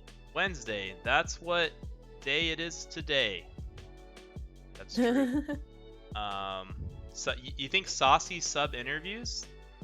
Let's check it out first. You could do like the ASMR just chatting. No, it's actually fine. Maya, you have every right to leave. What is this one? Saucy sub interviews. Wait, why'd you get nauseous? You just interviewing subs? Oh, do yeah. you have to go? Are you okay? No. You love some Oh my ASMR? god, guys, she has a stomach ache. She needs to go. Oh, she has a stomach ache. She needs to go. Bye. We could raid the saucy sub. I kind of like the saucy subs. That's like a really clever concept. Let's just like talking to subs. to All right, your subs. let's raid saucy sub, guys. Oh yeah. Let me go back to us. So thank you everyone for being here. Okay? I really do appreciate it. We are gonna raid this saucy sub interviewer. So be sure to say. Like I said, you can end the rest of the 50 minutes. Did Bailey sent you? Baileycream raid. Just turn that camera. Unless Yeah. So you can copy and paste that into the chat. Yes. Throw some emotes in there. No, I'm just hurting myself. But yeah, have a good night, everyone. I really appreciate. Do it you won't. Thanks Brian for being here as well. Thank you for the discussion. Thank you for having me, guys. And we Thanks will for jumping in. we'll hopefully be back next Wednesday. Yeah. As for me, I'll probably be streaming on Friday. By showing my So I'll be back. bare face. Yeah, have a good night, everyone, and say hi to Luran for me. Take care, good night, and stay safe out there, guys. Goodbye. Bye, guys. Peace out. Why would I even say that? If you showed yourself barefaced, Did it go? Like you're ugly. Yep. No. Yep, it I'm went. not gonna do that. Nice. That's like such a cool. Hey. Oh shit. Hey. Baileycream with the raid. Let's go, dude. Thank you so much for the raid. Let's go, Amaya. I'm with. Well, I'm gonna Amaya head out, here. guys, and call this We're attorney. doing some interviews